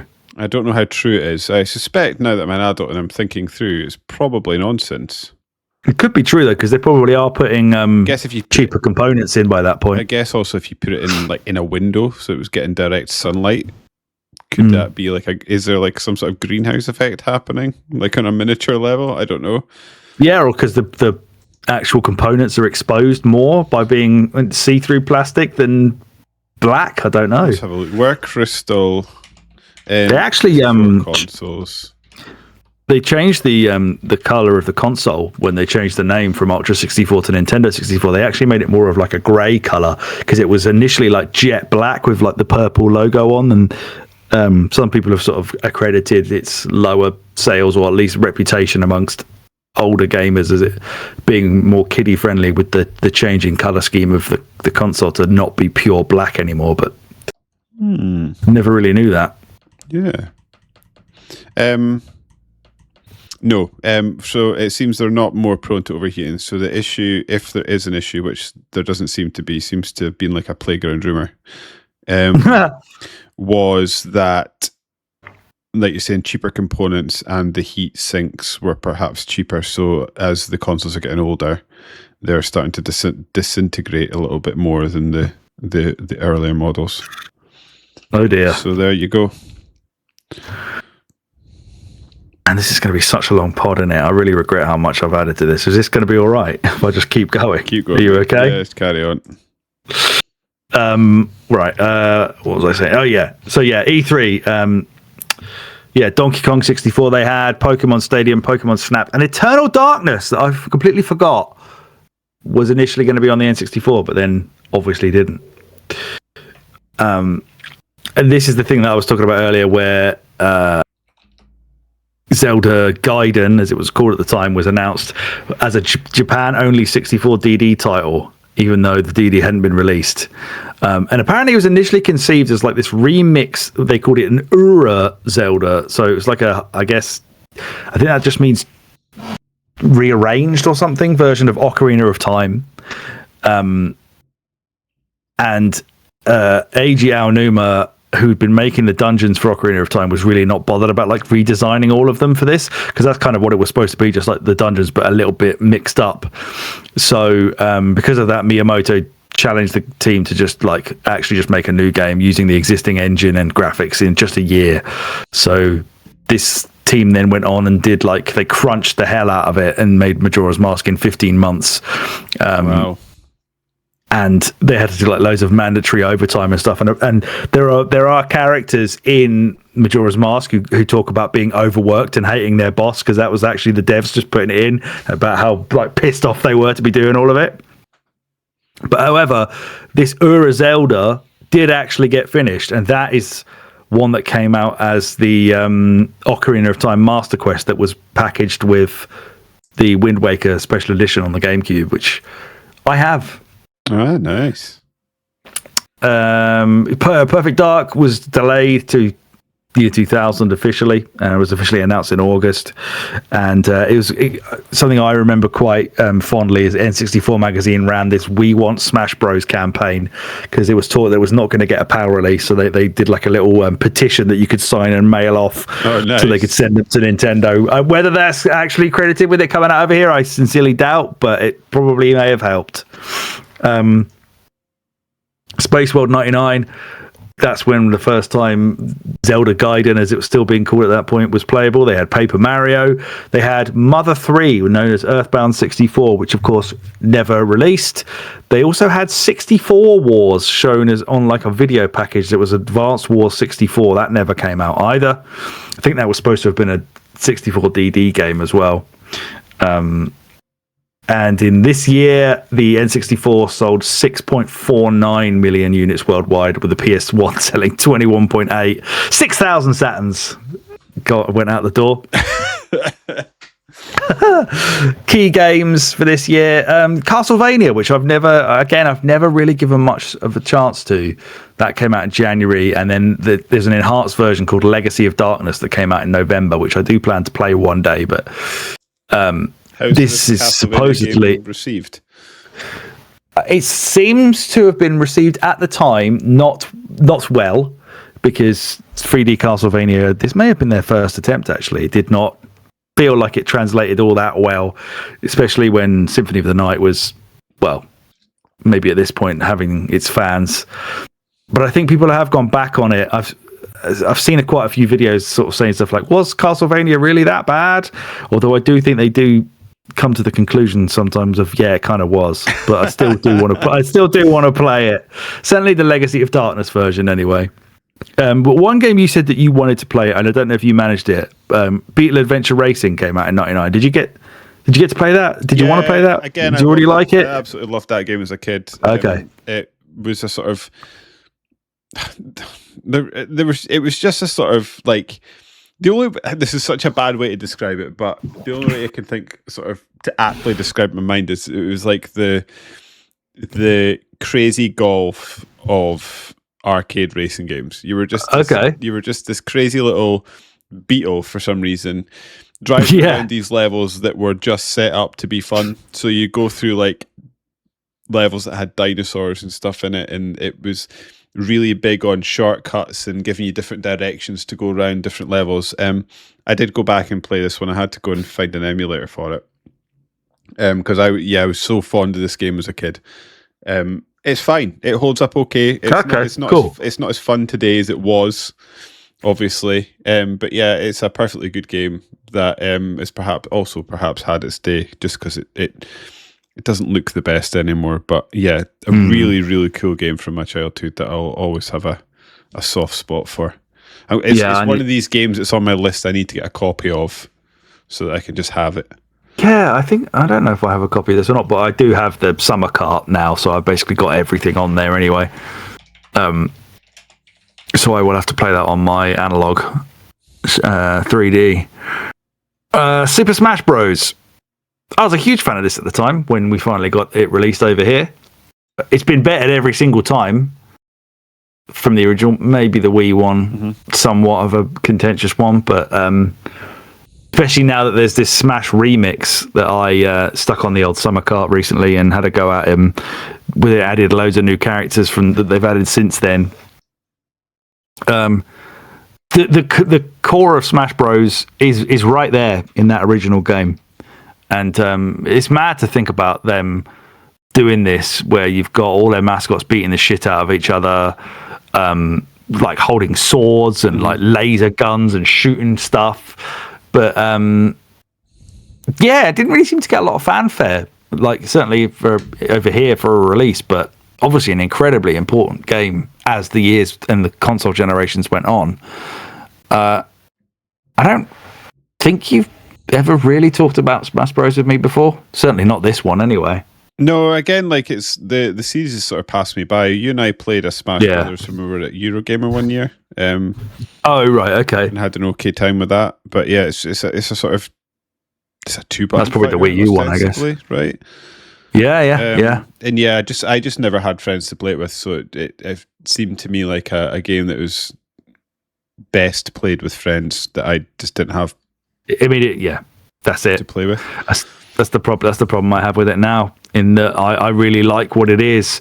I really like how simplistic it is to have fun, and the like sort of playable Nintendo museum it's become.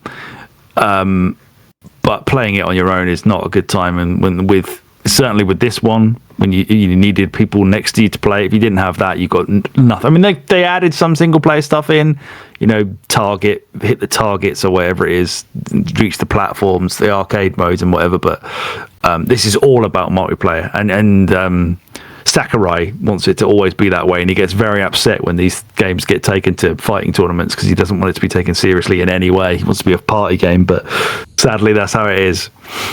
We talked about Star Wars games earlier. Episode 1 Racer was a game that I kind of always sort of thought was pretty good, but it is only just sort of decent. Did you play this one? I played it as a kid. Pod Racer? I played it as a kid. They re-released it, didn't they? Yeah. Is it out now? Yeah, a few years ago. I think I may have bought it actually, like a chump. No, yeah, and they're making a new one as well, aren't they? There's a new. Yes, they are. Yeah, podcast. That's what I was thinking of coming out. I'll probably play that. Give that one a go. I played it as a kid. Thought it was fine. Didn't really stick with it and didn't last long in the memory. I would say. It's another one. Take away from that. Yeah, it's fair. Another one that I think I found really difficult at the time. It's so easy to smash up your pod. Where, compared to, again, the sort of Diddy Kongs and Mario Karts, where it just, it required a lot more of a sort of memorization of tracks and a time sync and an understanding of the core mechanics, whereas the other ones are just geared to go in and have loads of fun from the get-go. This one's a little bit more involved, but maybe not for the better. We also had Mario Golf. Have you played this? Did you give this one a go? I hadn't played it as a kid. Went back because it's on Switch. It's good. Had fun with it. Enjoyed my time. I really like Mario Golf. Yeah. This first one, I think, is probably this one and the GameCube, one of the two best. I'm really pleased this is on Switch because it's such an easy one to kind of drop in. Really bad at putting, I will say. Putting, I've never really figured out all those. It just makes a massive grid, doesn't it, on the green, and I just can never really figure out what the hell it's trying to do. And the power, I always seem to go over the hole, dink it and go over and get really pissed off with it. Pokemon Snap. Never played this in my life. What, Pokemon Snap? Yeah. It's a bit of a guilty pleasure of mine, I think. Pokemon Snap. I only played it the one time, but I completely 100%ed it. I feel if I ever go back, I'll probably realize. Just sitting in your bed in a flat on your. Probably. Yeah, probably. I was probably 20, 21. Taking pictures of Pokemon. And sort of unironically decided it was brilliant. But I think if I was to go back now, I might be ashamed of myself. So I won't, just in case. Shadow Man was a game that I was a huge fan of. I've never beaten that game. It gets really difficult towards the end. And all the saves games I've got on older consoles, if they still exist, were so far into the game, I had no idea what I was doing or where I was going. But this was one of the. I remember all the magazines were going on about how mature and gritty this game was, and violent and scary and horrible to look at, and about serial killers and shit, and just felt so grown up and badass. And I really like Shadow Man. I wish I should go back and play the remastered one, which I again have bought and not played. Did you ever play Shadow Man?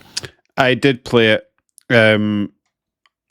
I'm trying to work out if it came out on other consoles because I don't think I played it on N64. But I played it on Dreamcast mostly. I think you know what? Wait a minute. I've just thought. I think it also had a really bad PlayStation version as well. I forgot.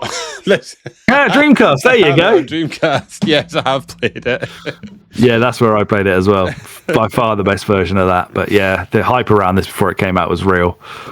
Yeah, I think it's one of the I would need to go back and properly play it again to remind myself properly. But now that my memory is coming back to this, I think it suffered around hype, as in. It was okay and pretty good fun. However, the hype for it was just far too over the top for me, which made me sort of. And I shouldn't let these things do that, but yeah, it made me like it less because of the hype. Right. Jet Force Gemini, it is exactly that thing that you've just said again, where the hype around it was massive, and I really, really don't like it. I think it controls really badly.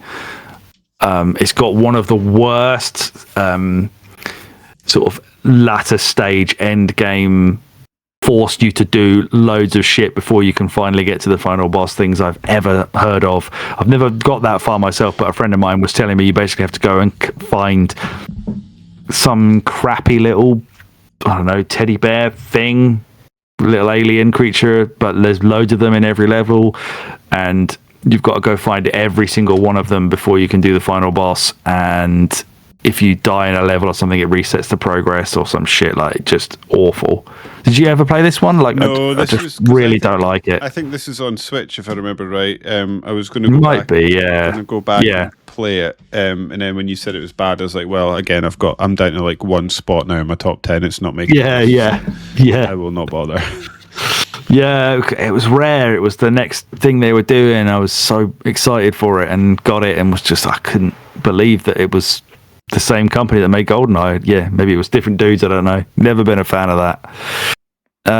We got Resident Evil 2 on the N64 in '99. An unbelievable achievement, and a version of the game I should definitely actually go and finish. Yeah, properly on that console. Yeah, and you should stream it so that I can watch. Yeah, okay. I'll figure out a way to do that. WrestleMania 2000.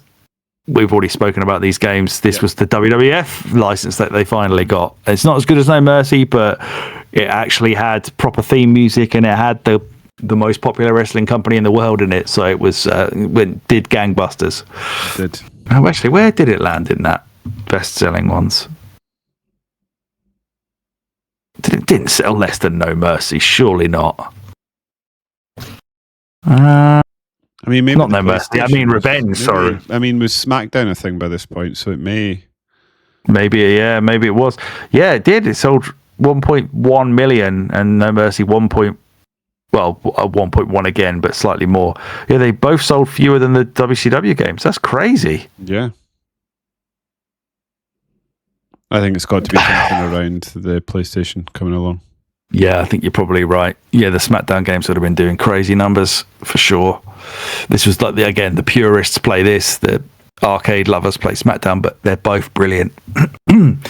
Donkey Kong 64, a game that I have beaten on the N64 version, but has got a very bad rap since then for being just a really overly bloated and ridiculous collectathon, to the extent where I will never play this game ever again. Have you ever played it? No, so like I say, I didn't have an expansion pack growing up, so I never had access to it as a kid. And then, I was sort of aware of it being a bloated collectathon, so I've just never bothered to taint my positive vibes that I have towards the Donkey Kong franchise, from the modern 2D to the Nintendo versions of those games. Absolutely love them, so I don't want it to be ruined. Yeah, it's just like locking off different parts of different levels to different characters. You've got to go back in again and again, and it's like if Banjo-Kazooie took 100 musical notes and made more of them, but then split them between multiple characters that you had to go into the level individually to collect. It's crazy. When you were talking about, like, other games exist, like Banjo-Kazooie and Mario 64 exist. Like, we know how to do these games properly already. Yeah. Why have you done this? Yeah, exactly. And I remember, again, this is another one. I don't know what Rare were playing at this year, but before you can beat the final boss or even take on the final boss, you had to do a certain amount of levels in the original Donkey Kong arcade game that was like ported into the game, and that game is so difficult. You had to get like a decent chunk of the way through that game, and I found it so hard, like pad-throwingly annoying, to get this shitty coin that you had to do to get to the final boss. Just insane. And the other main release that year, Pokemon Stadium, which is a game that I got. The best thing about Pokemon Stadium, I mean, it was cool to see your Pokemon fighting in like 3D, even though they didn't really fight. They still just kind of did the moves, and it just said that the other Pokemon was hurt without them actually touching each other. But you also got to, through connecting the, what was it? The link? I guess it must have been a link cable. I can't even remember how you connected the game to the Game Boy version now, but maybe it was in the top of the cart, whatever it was that you did anyway. You could actually play your Game Boy version of Pokemon through the Pokemon Stadium game. That's cool. That's a cool idea. Play it at 3 times the speed. So a friend of mine played 3 times the speed and trained his Pokemon up on like all Pidgeys, because apparently if the more fights your Pokemon had per level, the sort of more stat bonuses they would receive as a result. So rather than going like late stage like end game fights at all like level 50, just do the Elite Four over and over again to build up all your Pokemon to level 100. He did it at 3 times speed fighting Pidgeys in the first area, and I went. That's such crazy behavior. I went and got Mew onto my car in Milton Keynes and came back ready to fuck him up, and he just annihilated it in seconds with this Mewtwo he'd done against Pidgey for 20 hours at 3 times the speed. Just what an insane human being. This was the year of South Park Chef's Love Shack, the old game show South Park thing where the questions don't really have proper answers. It's just joke shit. Yeah, it's a great game. I think that's it is. Yeah, Mario Party had a sequel this year. Rayman 2, we've already talked about the colour of the cartridge. Did you play did you get around to Operation Winback? You did, didn't you? I played it a little bit. I just couldn't. I needed to Google it, but I didn't. I just couldn't get my head around the controls, so I sort of bounced off it. But I can sort of see the fun in it. It's it is definitely something. I can see what they're trying to do with it, and it's just a little bit too fiddly to. Yeah, that was kind of my feeling for it.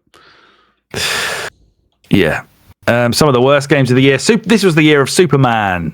Yeah, the fabled worst game. Yeah, 14% that got in N64 Mag.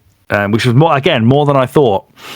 We had Shadowgate 64, which I think you may have mentioned earlier on. They gave that 43% and said it was an old school RPG that will see you drifting into a deep slumber after about 20 minutes of play. Excellent. We all love a good nap. Rampage 2. I thought Rampage World Tour was the terrible one, but that actually got quite a good score. Rampage 2 Universal Tour, they gave 22% and said it was an utterly rancid arcade yawn fest, one of the most tedious games you could waste your money on. We had Gex 3 Deep Cover Gecko, which they gave 22% to. Another turgid Gex game, strikes like a nasty case of shingles, leave it to die. Carmageddon 64 they gave 8% to. This will violate your very soul with its shocking awfulness. Absolute dog turd. And then A Bug's Life 31%. An absolutely awful 3D adventure. Avoid like true evil itself. Are we gonna have to 2-part of this? I feel like I've gone full ham on Have you still got loads to go? Well, we've got 2000 and then 2001, and then we've got to do our top 10. I mean, 2001 is basically nothing, but I feel like we should do this as a 2-part. What do you reckon? Yeah, can do. Might work. Cool. Yeah, sounds good to me. Okay. I think we will cut this podcast short for now because I've gone too insane with the notes. We'll do another. I thought this was a great format, and then it is a great format. It's just long. Yeah. It's fine. Yeah. Got a lot to say. Yeah, so we'll come back fresh for the year 2000, 2001, and then our top 10 in the next episode. And I'll let David finish off, and then I'm going to go and fucking stop dying of heat because I cannot believe how hot it is in this house. Yeah, we'll be quick. Check us out on BlueSky at SuperSmiley, at Thrillex for him, and at A Winner Is You Pod for us. As Alex says, next up we're going to be continuing the Nintendo 64 chat. So tune in for that. We have TikTok, so search for A Winner Is You over there too. We also have RankOne. I wrote it down. So I'm SuperSmiley. I think you're Thrillex, aren't you? And A Winner Is You. That is a great little piece of software that allows you to keep track of what you're playing and what your friends are playing, as well as what they think of the games once they finish playing with it. What have you got playing on there just now? I'm currently playing Forza Horizon 6 and having a lovely time. Oh, good! I'm glad to hear it. I'm still playing James Bond First Light, I need to get to that. Thinking it's all right. I've just run out of money, but Yeah, that is one of my to get tos. Yeah, I want to get it done so I can get it on eBay before we go to York, so I can waste money on whatever fucking green cartridge you just said a minute ago. Yeah, we need to discuss because I need a plan before I go in. It may actually after our chat early tonight be Nintendo 64 games, but great shout. We'll come back to that. Alex, have you got any housekeeping before we come back in the next pod?